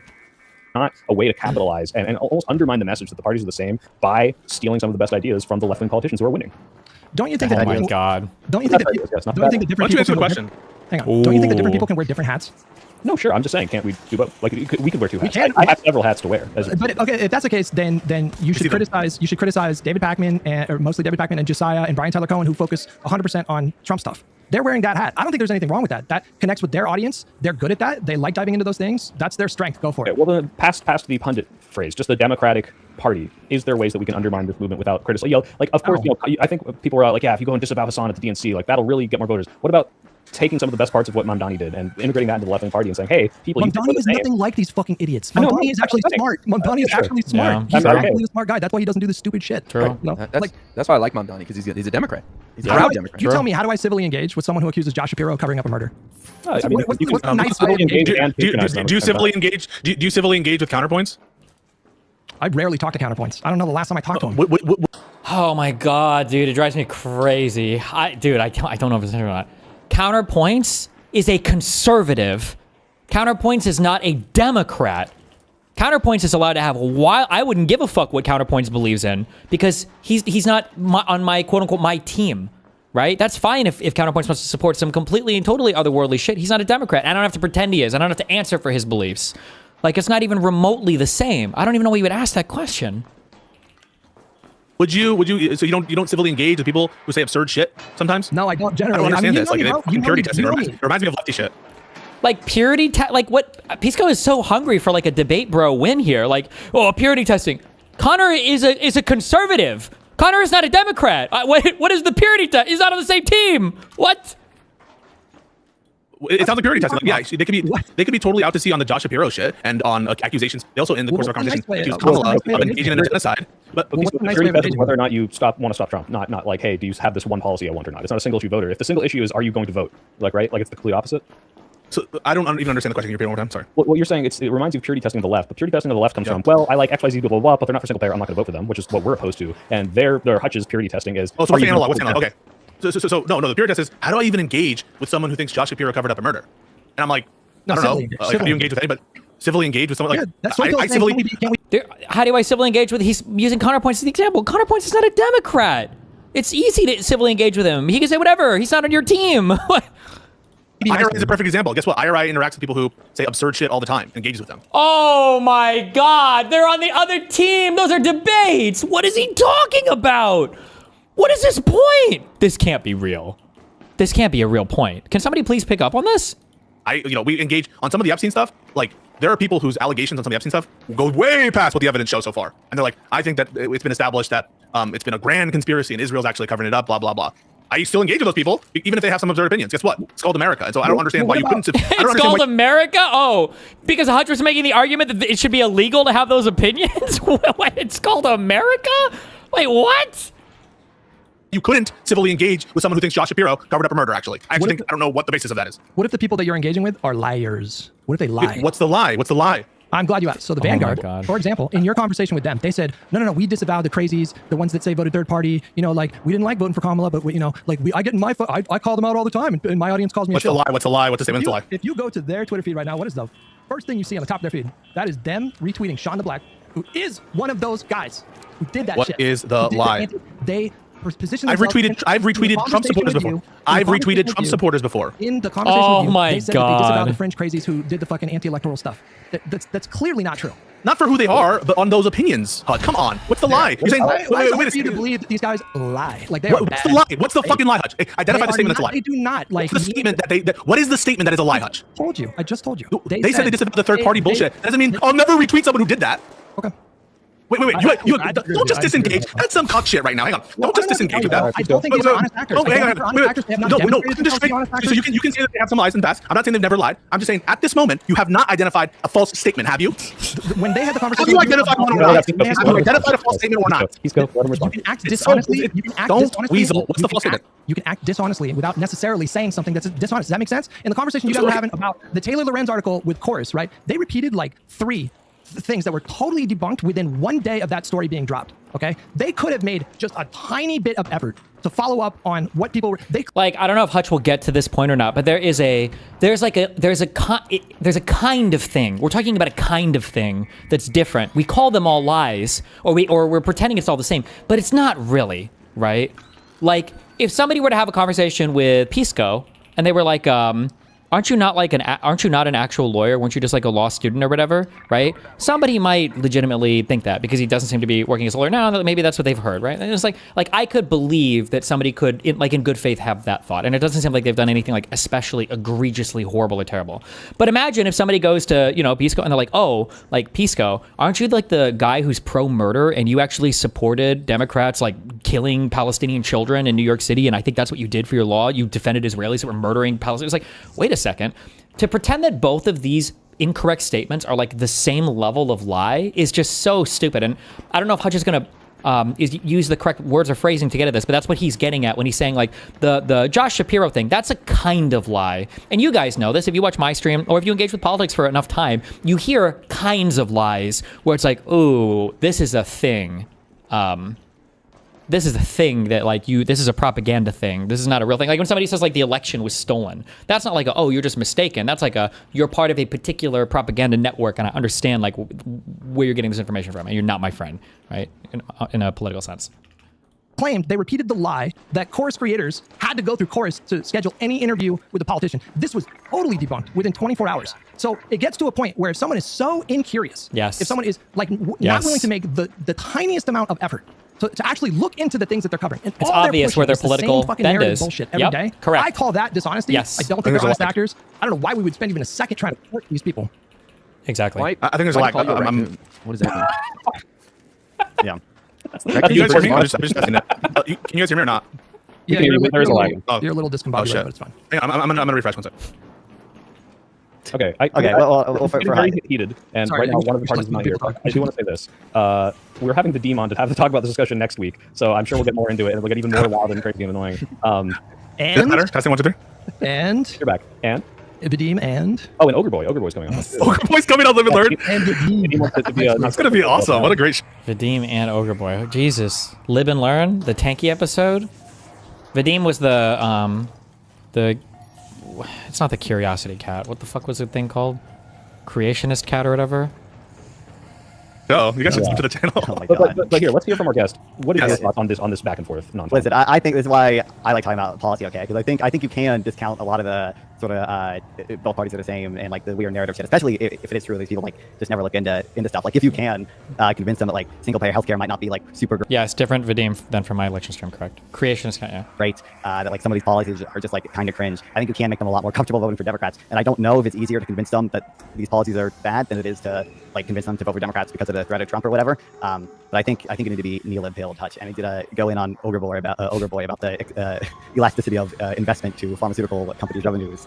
Well, I want to bring up real quick. I do have to say because the super chat has become elucidated to me. The Horizon effect, the trolley problems. It's this idea that right now we were just presented with a dichotomy. Either Hutch does this or not, or either Hutch goes super hard against them or not. And the Horizon effect is in artificial intelligence. There's so many variables for it to look through, and so it can only narrow this down to like a very small sector, and then look through these. Where if you keep trolley probleming and narrowing everything down, you get super. Fuck, I don't want to be like a mega hater, but unironically true. Pisco might unironically be, because they broadcast this on Twitch, don't they? Pisco might unironically be more damaging for libs than Hassan if he's literally sneaking in tankies like this in one of the few lib spaces remaining on Twitch poll. You say one of the few lib spaces. Isn't this the only lib show on all of Twitch? And it feels like every other week there's like fucking tanky people shitting it up. Like, Jesus, why? I don't know. Maybe they bring on conservatives too? I don't know. Vision on these are the only two options, and non-con just came in and said, well, what if we have this like policy solution that actually convinces people to come over with, and so like, yeah, you can shit on them, but you can also do this, and both of these things are going to be aiding and growing our party and getting votes. So yeah. But these people are not serious about policy. Let's just be clear. Like if you ask them, what would you have done in response to, let's say, like the massive influx at the border? Like put yourself in Biden's shoes. Like what is your policy solution to that? I shit you not. Every time I've asked that question, I've asked this question so many times. They say like Cinemarxism, for example. He's this like Twitch leftist. I had a conversation with him and I asked him like, how do you like vet people coming into the country? Because you got to do that, right? He said his solution was to get rid of all border patrol. He's a prison abolitionist and a police abolitionist. To get rid of all CBP, get rid of all ICE, and what you do instead is you send a bunch of lawyers to go physically stand at the border, and then I guess migrants stand in a single file line, and then you just hand them papers, and then they come into the country. That was literally what he said. But those are policy positions. They're just not serious about getting it accomplished because it's obviously way too absurd to actually do it. Like it's the same stuff with like the ACA and stuff. Like they have a policy position on healthcare. It's just that they. Wait, what is this? Hold on. But Rob, finish your point, and then we can have our final statements. How many times does someone allowed to blow a whistle in your ear before you're justified in pushing them back? Okay, you can answer quick. We watched this part, right? Didn't we? More than once, less than a million. Okay, do you think I she don't kind of will? look? We can't look these wager this. I That's don't know great. the exact Great. limit. So But I can say, let me answer your question. Let me answer your question. Stop interrupting. Stop interrupting. Stop interrupting. Stop interrupting. Stop interrupting. Let me answer your question. Stop interrupting. Let me answer your question. Stop interrupting. Great. Wait. So let me answer the question. How would you elaborate on that answer? I'm going to elaborate on the answer, please, if you'd allow me, right? So you said the more fact than that one we less than a saw the million? video. Yeah. We saw the video. We don't have to use hypotheticals here. The amount of times that she may or may not have blown that whistle Rob said 17. did not justify in any way, shape, or form that agent. Well, no, if it's more than one, it's more than one and less than a million. Yep, it meets your standard. Right? So she's justified in pushing. That was your standard. More than one and less than a million. You fucking idiot. You fucking. They don't have any mechanism. They don't have any like serious thoughts about like how to actually do what they want or like what the constraints were at the time, like when the ACA was passed, right? But they still have policy positions that you could convince them are stupid. They don't. I don't think you can convince them that it's stupid. But like they don't. But you think you can convince them to vote for the Democrats? Like no. I my whole thing is like I just try to like be aggressive as possible with these people and make them look silly. That's like kind of what my whole thing's all about. Like that's how I. That will peel them off to vote for Democrats where they otherwise wouldn't. Not them, but like hopefully people that watch them. I get emails from people all the time from like saying they used to watch this or that person, and so I'm doing. I got 6 emails that says Hutch was too aggressive. I'm a Hassan fanboy now. I'm not watching Hassan. Like what I'm not sure about is the prescription, because I'll give you an example. I had a conversation the other day with Richard Hanania, and Hanania voted for Trump, and he was saying like crazy shit like, oh, don't worry about it, like fucking RFK won't have any position of any authority, and I wouldn't vote for him if they made him HHS secretary. I remember sitting in that election day stream, and he's like, yeah, there's no reason to think RFK will have he'll be sidelined and marginalized and that kind of thing. And but that said, I had him on, and we spent all the time like assessing Trump shit and talking about like abuses of Trump, internet like interventions, and hashing that out. What is your prescription with respect to the conclusions you're drawing, Hutch? It's not that we don't interact with these people, but is it that we don't have polite conversations with them? What? It depends. Like if your whole thing is constant Democratic Party, fuck the Democrats flowchart bullshit, and that's all you do, then I think the best thing to do in that spot for me, and I'm not saying everybody has to do that, but for me is to match that energy and to just really, I personally think that the flowchart shit is nuts. Like I think it's so thought terminating. I think it's so fucking stupid. And so I don't really make an effort to like hide my contempt when people demonstrate that kind of logic. And if you find that in your experience that you attract more bees with honey and that works for you, great. But I think that kind of rhetoric has just become so commonplace in online lefty populist brain rot spaces for so long. And I think there needs to be more people pushing back against. I'm not saying you have to, but I think there needs to be more pushback against it because I think it has done a lot of harm. I think like the 2016 Democratic primaries, that event alone, and if you watch the Ryan Getty video, he gets into this, but like I've been saying this for years, like that event alone, I think has done so much damage in terms of the discourse. So the primary? Yeah, the idea that Bernie Sanders was like robbed of the nomination in both 2016 and 2020, I think is really damaging. True. And I don't like people that spread that lie. I think it's destructive. Do you think Pisco agrees with that or no? I don't think Pisco agrees with that narrative, right? I think it's harmful. I think people lose faith. They literally think the system is completely rigged against them. And it's because they don't ever stop and ask themselves, why did we lose that election? You know, why don't we do better with black voters? They don't ask that question. They're just like, it's just fucking rigged. Katie Porter, Cory Bush, Jamal Bowman, you know, like down the line, that's their whole thing. They will never win. They will never lose a primary and then come after the fact and say, here's where I think our campaign like didn't, you know, It's just like, oh, it's just robbed. They think only that the Democrats Party, do that for some reason. The establishment wing only liberals should hand them power. Like they just want to skip the step of convincing voters. And they think they should, like they think that Pete and Amy, who were ideologically opposed to Bernie Sanders, they don't agree with his ideal governance. They thought Biden would have been a better candidate and a better president. But they think that Pete and Amy should have stayed in the race to artificially juice Bernie's numbers to like help him on Super Tuesday. How do you explain that? Like, what world do you live in? Do you think that the moderates are just going to give you power? No, convince voters. That's how you take the power. That's how you got to do it, right? Is that a descriptive claim or a prescriptive claim? You're saying the way to get to power is X, Y, Z. The way if they want to control, or are you coming to some kind of normative assessment there? The way if the Bernie populist wing of the party is ever going to be in the driver's seat of the party, it's going to be after they convince enough voters to give them enough seats to have a majority in the party, and then they can have more influence to elect a House Speaker. They can have more influence to decide who is in the Democratic leadership. But they don't do that. They never fucking do that. Again, I just think that they're talking past each other. Like in that context, their claim is one that they were cheated out of whatever, and I don't agree with that claim, especially not in 2020. That's good. For reasons. But you just saying, well, the way you win power is X, Y, Z doesn't seem responsive to the claim of we were fucked and cheated out of it. It just seems to be like talking about some sort of descriptive. What? No, I think Hutch's is pretty. That point was very obvious and very easy to understand. What Hutch is saying, this is a complaint I've had for a long time, is that it's never a lefty's fault when they lose an election. Actually, this used to be what I used to say all the time. Lefties always assume the only reason we lost is because more people just don't know everything that we're about. We just need to communicate better. We need to get our message out, and they'll all support us. If you don't support us, it's just because you haven't heard our message yet. And it's never going back to the drawing board and be like, okay, maybe this policy is not correct, or maybe we need to change the way that we approach this thing. They never, ever do that. It's always like lobbyists beat us. For Nina Turner, it's always, it was rigged against Bernie and black people were too stupid to understand that they should have voted for Bernie. It was Donna Brazile and the Democrats rigged it, super delegates. There's like always a reason why it's not their fault. It was like some elite thing against them, you know?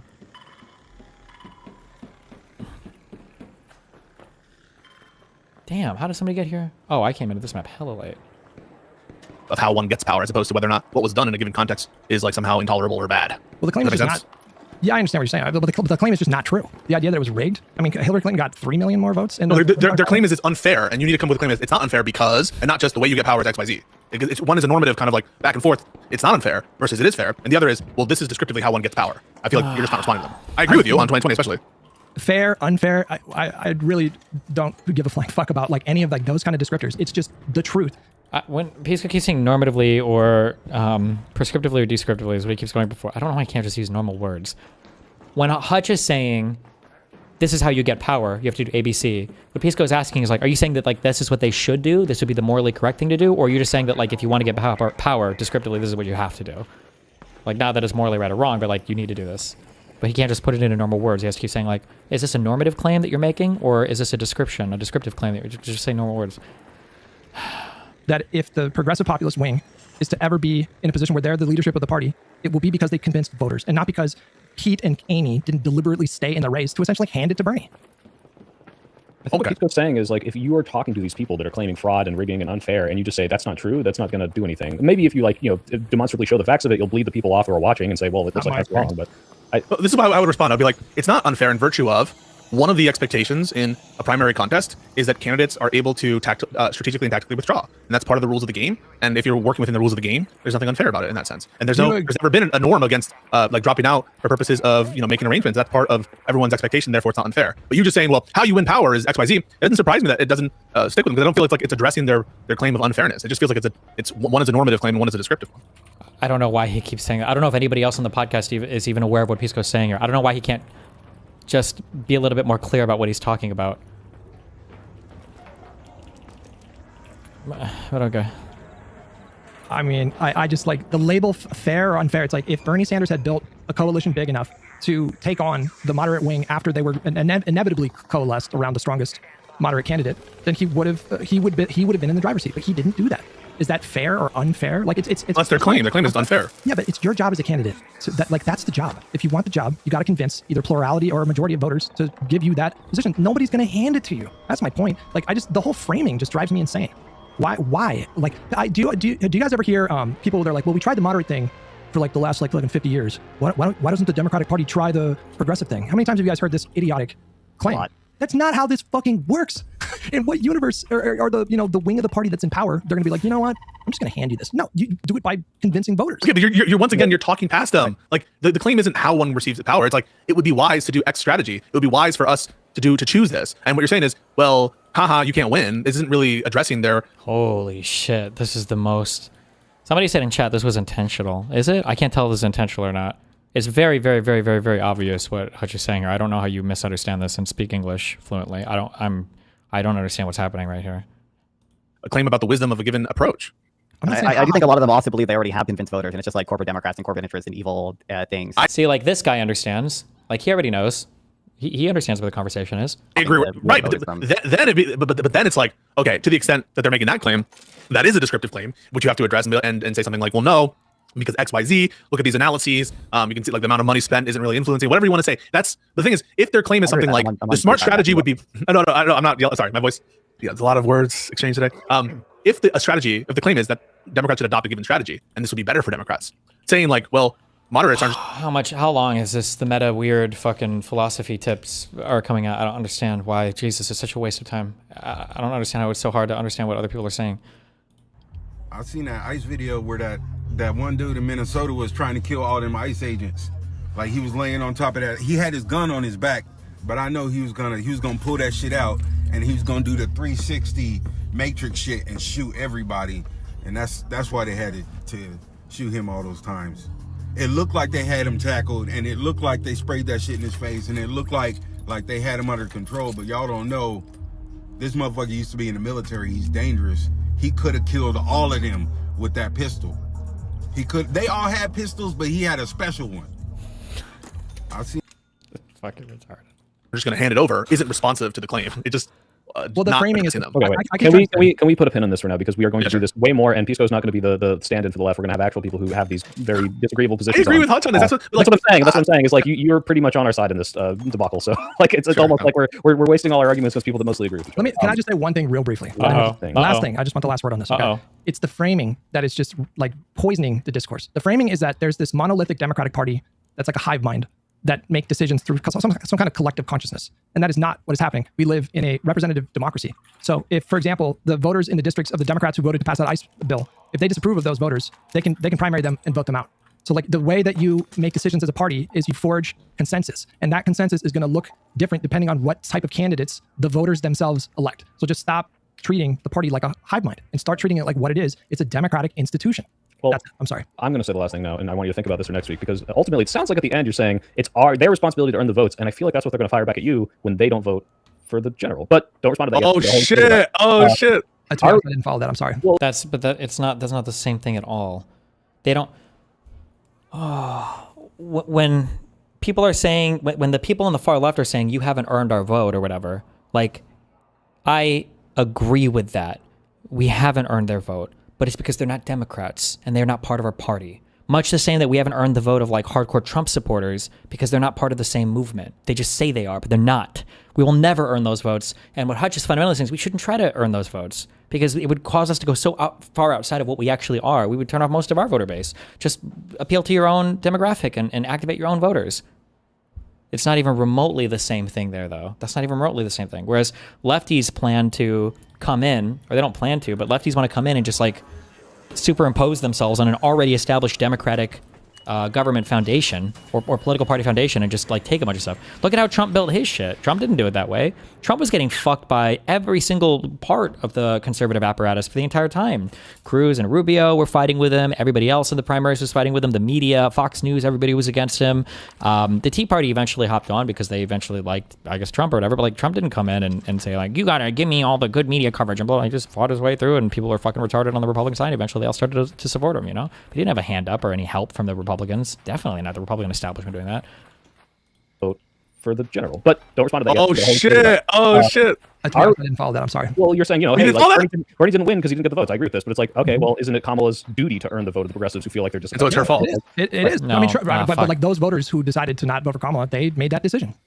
Fuck, this is a tricky question, but the reality is, see, and this is part of why I'm saying these people shouldn't be part of our movement, right? This isn't really a tricky question. You're not earning their vote because you're never going to earn their vote. They're not part of our coalition. They don't support the same things that we support. We shouldn't be trying to earn their vote. We're responsible for their decision. Kamala didn't force them to not vote for her.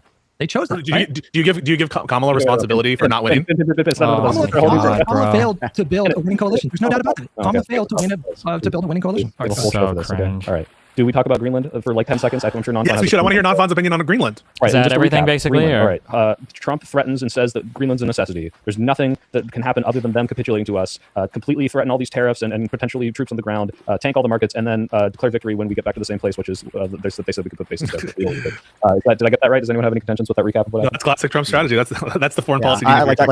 I'm honestly not surprised. Like a lot of his trade deals are like kind of scaled down versions of that. Like, he'll announce some insane shit. He did it with Colombia, announcing like some insane 50% tariffs on Colombia early on for like literally no concession, just because him announcing that he got a deal can get like headlines. It's not that surprising to me. There's a little part of me that's upset that we didn't get some type of deal that like would have given Greenland like citizens like a lump sum of money or whatever, because that would have been a good natural experiment. That would have been a good like $500K each too. Talking about a UBI, that's crazy. Exactly. Yeah. Wait, was it in exchange for Greenland? No, in exchange for Greenland, he was like, let's pay every citizen and they become Americans. But you know what would have happened is he would have put a bunch of military stuff there and he'd been like, well, each Jericho missile is worth this much money and we're paying you in protection, right? Like that's what would have happened. That's exactly what would have happened. And because think about his healthcare plan. Speaking of healthcare, and speaking about Affordable Care Act and single parent and all that stuff, Trump's plan that he announced, I think, was it $2,000 per person to spend on health insurance a year, which is vastly below what people usually spend. So I don't think you can trust it. But Non-Fon in general, you would be okay with a consensual acquisition of Greenland, right?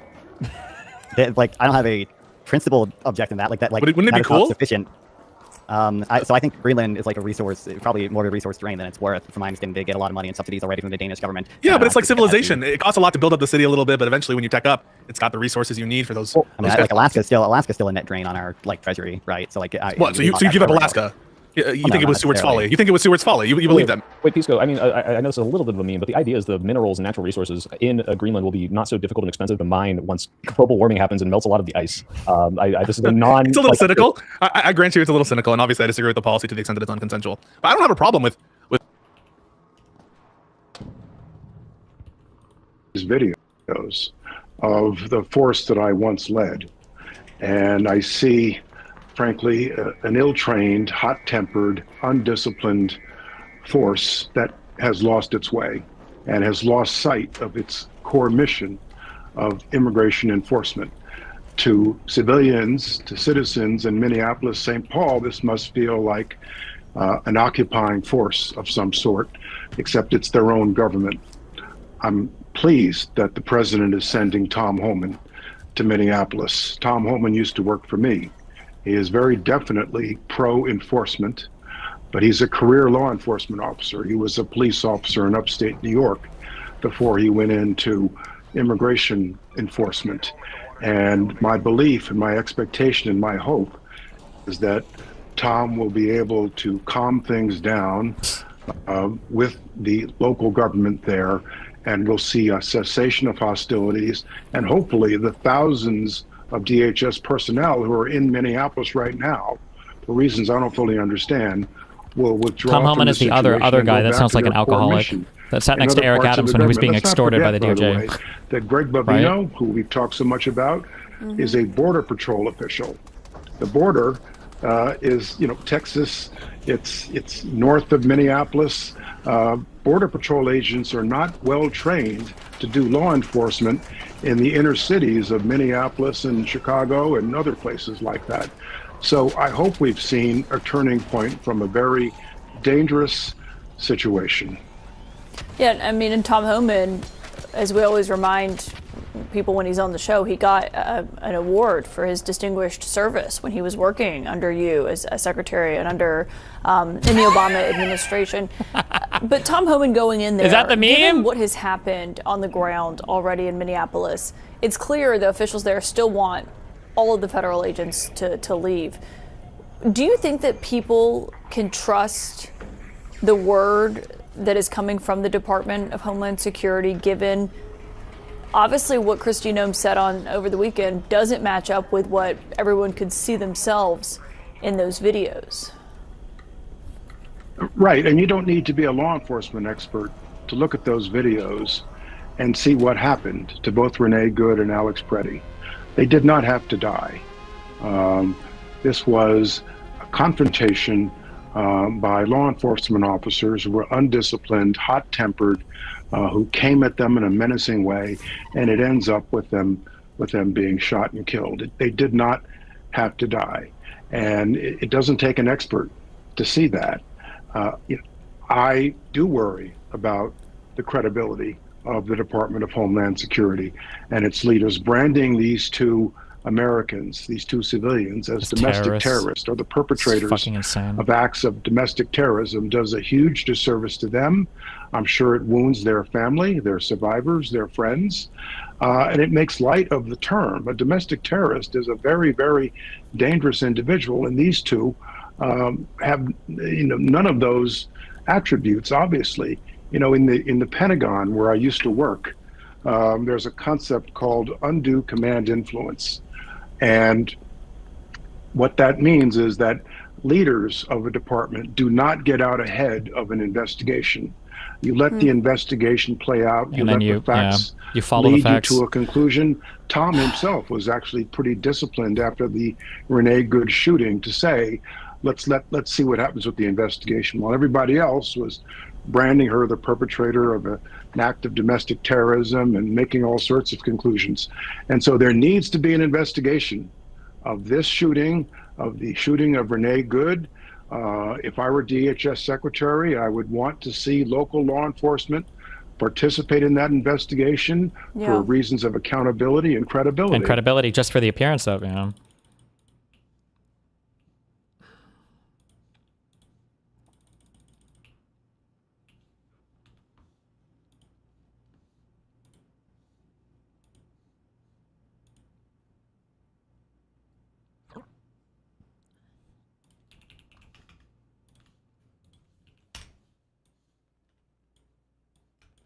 You are also the head of the National Governors Association, so I do want to ask about what's going on in Minnesota. I'm sure you've seen the video, maybe multiple videos of Alex Preddy being shot and killed by federal Border Patrol agents, the second fatal shooting by federal officials in Minnesota this month.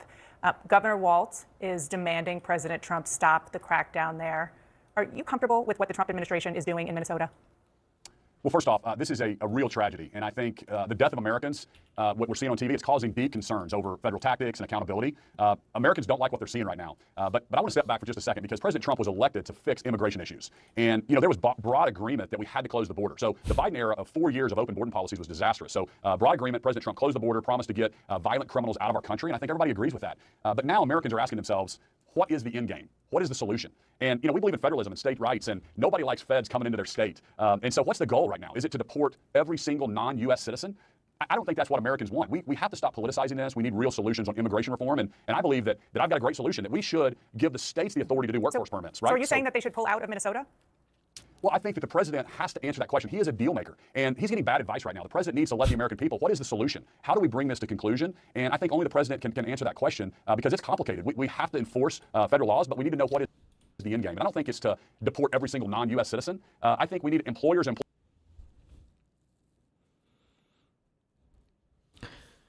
LSF is full of lies and hate speech against Asman. So many posts about him with lies, most of them destiny glazing. If you look at the comments, they keep saying, here comes the downvote bots from Asman, yet no comment against Asman is downvoted. Wow.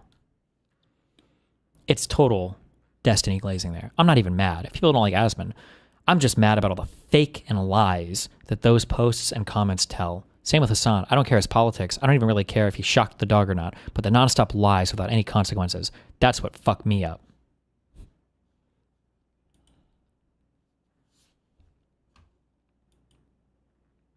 Asman is one of the largest streamers online, and he goes against the message. That makes him a hyper super Nazi who must be stopped.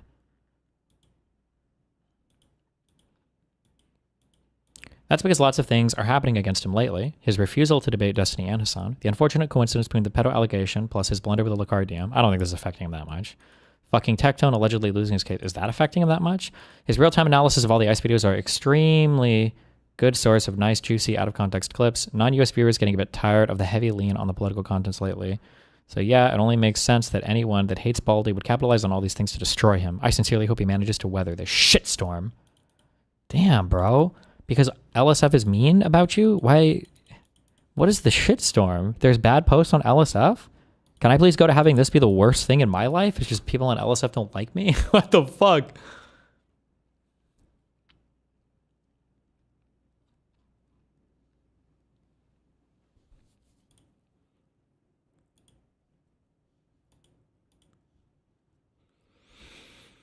Can you troll Tectone? Tectone seems like he's getting trolled pretty hard right now.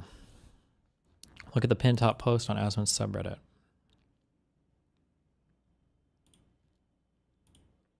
Subreddit update. No more politics. 1 year ago.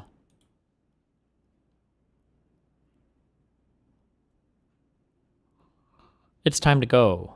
Ubisoft. Was I able to own the chuds? No. Seriously, dude? Gay black samurai? What? Is Mizkif scheming against you? I don't think so. I feel like me and Miz have never adversarially really crossed paths, but that's because we signed the Treaty of Valduba, or whatever the fuck. And that treaty has yet to be broken during the Our Place thing.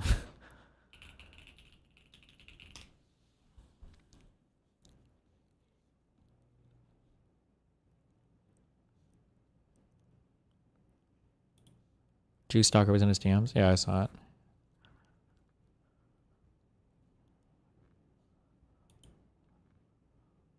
There's a lot of glazing here, though. Damn. Am I getting... Oh, those are my bots working overtime.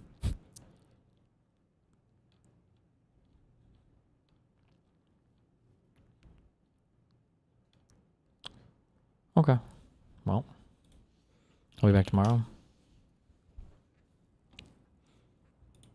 Stay safe, don't die. Foster, cow, badge, milk, rabbi, rattle, field... Ooh, snake. Moose, squeeze, close, ruffle, fleece, weaver, drain, goa, and buffalo. Never mind. Water buffalo? Weaver, spider? Field spider? Field snake and rattlesnake. I feel like those are two kinds of snakes, no?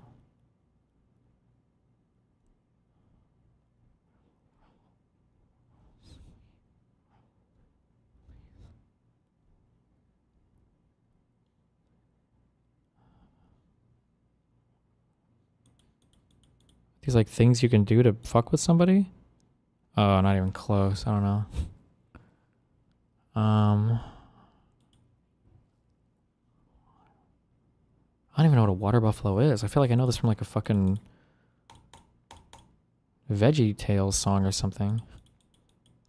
Milk. Moose. Things that come from cow? But no, because cow's already here.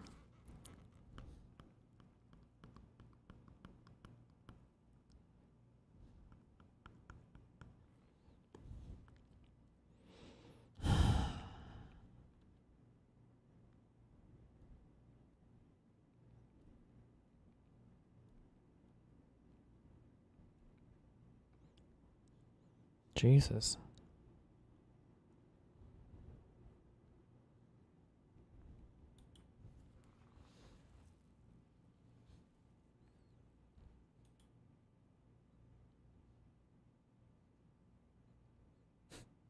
To empty something? Squeeze it, drain it, milk it, fleece it? He got fleeced? Oh my god. Okay, to exploit something? Yeah, same thing, okay.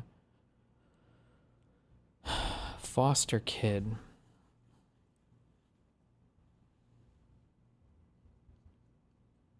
Field kid? Rattle kid? Rabbi? Oh. Oh, fuck, I'm not gonna know the names. These are female actors. Jodie Foster, Sigourney Weaver. Something. Field. Moose, cow, buffalo, ruffle?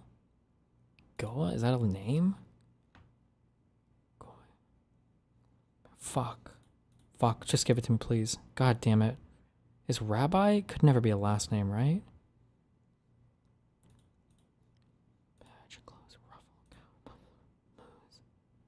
Rattle? Rabbi? Oh my god. Badge. Rattle. Cow.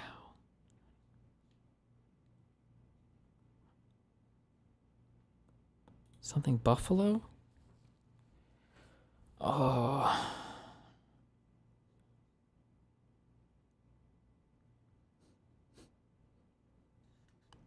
Okay, what else is there? Hold on.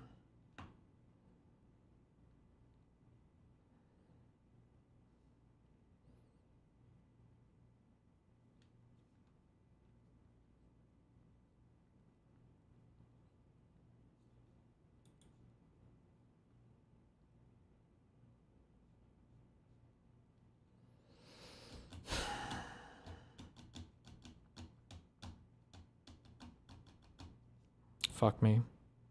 I don't know. Fuck me. God damn it. Daunt. It's daunting? I don't even know what that means. I don't know how any of these words relate to each other. Rattle, ruffle, cow, and buffalo?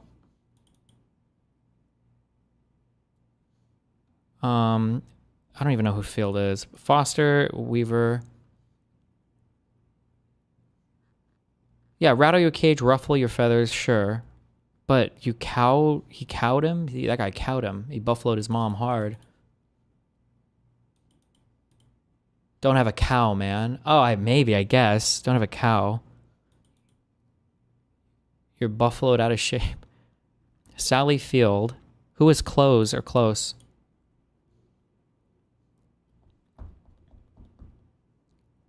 Glenn Close? Or Glenn Close? Okay.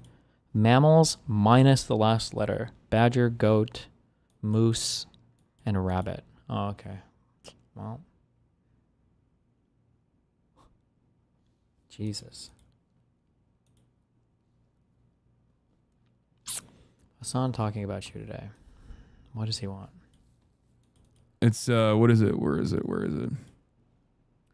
Hassan Nabi calls out, made omni-liberal, fully mask off, openly. Hassan Nabi's call out made omni-liberal, sex pestiny, fully mask off, openly endorse violence and self-harm. Hassan gets shot, all of us will clap. Hassan should TOS. All streamed on YouTube, a platform where he's already demonetized. To which I responded with, because he was saying like, all the foreign interference that is just happening openly. The Chinese Communist Party for his little fucking vacation trip with him, the rest of his little streamer fucks to China until he has publicly announced and addressed that and talked. I think it's pretty funny that none of this is even remotely, like, he's not even hiding under the guise of like political disagreements or whatever. He's just very mad. He's just incredibly mad. He's mad that I have the capacity to go on a fucking trip to China with my friends. This is just him revealing his own personal insecurities. Holy projection, Batman. Why would somebody be upset when the second largest political streamer on Twitch takes a Chinese sponsored trip, doesn't disclose it, and then does a whole bunch of propaganda for another country with all of his retarded Twitch friends? Yeah, that's annoying as fuck. I don't like it when people do propaganda for other countries, but it could just be that I'm personally mad because I wish I could go to China. I wish I could go to China. Oh, no.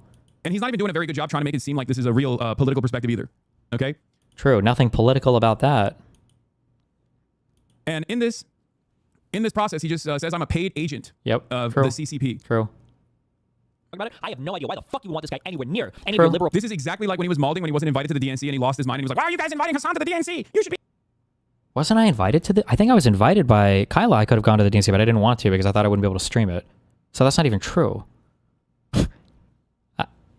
I didn't think Assange should be at the DNC, and I think he spent the first part of him being at the DNC with the non-aligned movement or the whatever fucking the Palestinian loser movement, and he got kicked out of the DNC. So apparently, even the DNC thought he shouldn't have gone to the DNC. So I don't know what he's trying to say there. I was invited. I just didn't want to go. Be inviting me instead. Does anyone have that clip? It's the same shit. It's always. Anybody have that clip of me saying they should have invited me instead? It's the same shit. He's just so fucking mad.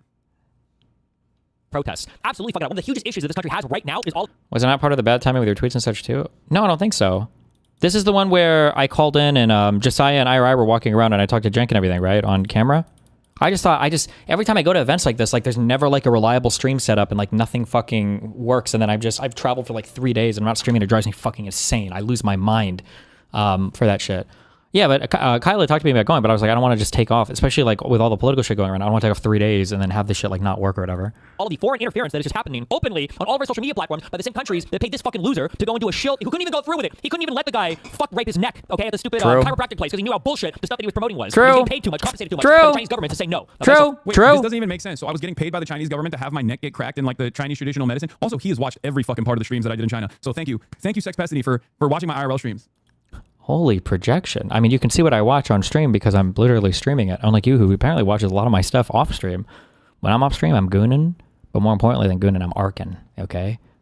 That's why I have 6 million coins. And Hassan probably doesn't have any fucking coins because he's a fucking arc loser. Okay? Okay, that's a fan right there. That's number one. Number two, that's a fan and he's crashing out. But oh, shit. Oh, he got me with the fan and crashing out. Oh, he hit me with the double whammy. Oh, no. Also, I was paid for it, but I didn't go through with it because I'm a pussy. But then also I was still paid for it anyway. Like what? Well, you were paid for it. You got they had the sign up for him with his name spelled incorrectly, I think, right? Remember when he went to the thing and then he was inside? He's like, well, just don't touch my neck. Ha ha. When they were promoting Chinese alternative medicine. How does this work? You watch more than me? Okay, don't reveal that you didn't watch all of my fucking IRL streams in China. Those were goated, okay? Fuck this guy. Fuck letting him anywhere near your parties. Let's go hang out with Republicans. Go to the dangerous places. Get shot, motherfucker. Okay, all of us will clap your Hell box. yeah. All right, go to the Republican places. Go to the edgy places. Go hang out with tankies or whatever. But stay the fuck away from liberal protests. This True. Stay away from liberal protests. This is literally identical to him yelling about the. Come on, someone has to have the clip where he was crying about the DNC. Why is the DNC inviting him? That's my job. Why won't the DNC invite me? These clips can't possibly exist because I was invited. I just didn't go. Why won't the DNC invite me? Don't go to the liberal protests. Those are my protests. Okay, you go out there then. Big dog, the fuck do you mean?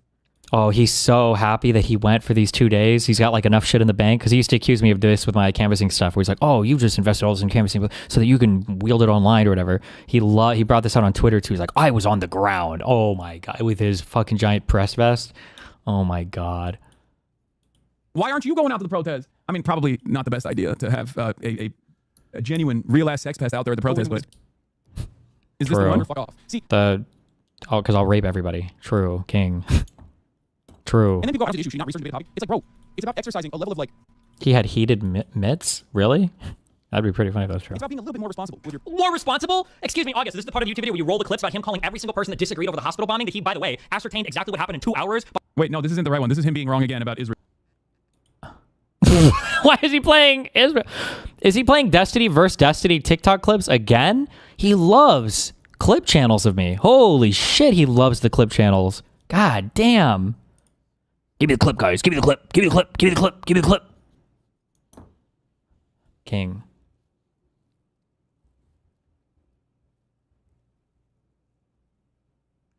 Watch the interview again. It's literally got a red light.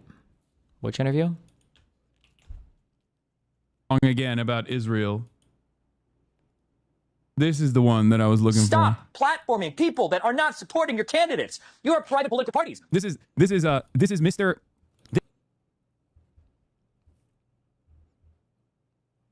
Red light. I don't know what the red light is. I don't know what you're talking about. This is the backbone of liberalism in the United States of America, or at least he fancies himself to be that person, complaining that the Destiny clip. People have seen this happen every single fucking time I get invited to an event. there's like tech issues or there's no internet or whatever, and it's fucked up. And then I'm just there. And then like an assassination or like a nuclear bomb happens. And I was like, oh, well, here I am stuck at this fucking convention with no internet and now I can't cover it. If I was at home, I could literally just be watching it. So fuck me. But this was the one time where the connector was It was pretty fun. I had this. You need to get one of these run gun IRL backpacks. You ever heard of those? Like, Oh, for why I didn't go. How do you even have this, dog? This is unlisted. Fucking stalker, bro. He's saying in footage of Hassan talking to someone at the protest, you can see a red light coming out of his gloves indicating a heating element. Oh. DNC. Complaining that the DNC is inviting me. Stop platforming people that are not supporting your candidates. You're private political parties. You're supposed to be self-interested, okay? The whole reason you have superdelegates and shit is to protect your elections, right? Stop inviting people to your event. 53 views 7 months ago uploaded.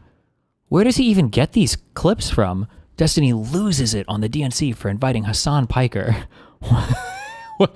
What is this video? Are you okay, little bro?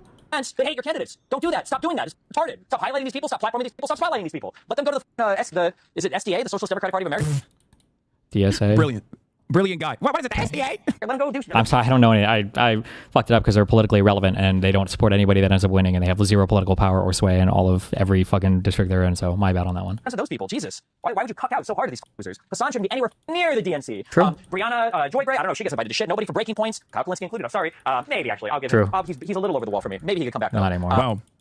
Brother, who died and made you responsible for who gets an invite to the Democratic Party?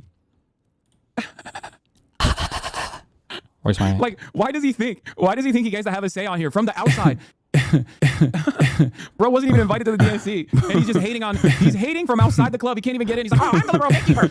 Why are you inviting these people? Invite me. Yeah. What is his projection? Does he fantasize about? What is he? Anybody related to I don't know where Sam Cedar was. Actually, Sam Cedar is so poisoned by the people around him that True. even he should be anywhere. Yeah, none of these people should be anywhere near. Because if you're the Democratic Party, you have to support the people that are supporting you, okay? Bro's like the Reddit mod for the DNC. I mean, he is. That's his Reddit mod was the one. Like, yeah, does Hassan forget that he literally got kicked the fuck out? That he literally got kicked the fuck out? I don't know. Seems like I was cooking here. Destiny, all the comments are from 4 hours ago. Yeah, probably because he linked it in stream or because people saw it on stream and went and found it. I hope one day I'm cool enough to be invited to the DNC stuff like Hassan is someday. Okay. Now I'll be back tomorrow. Be careful. Stay safe. Be careful.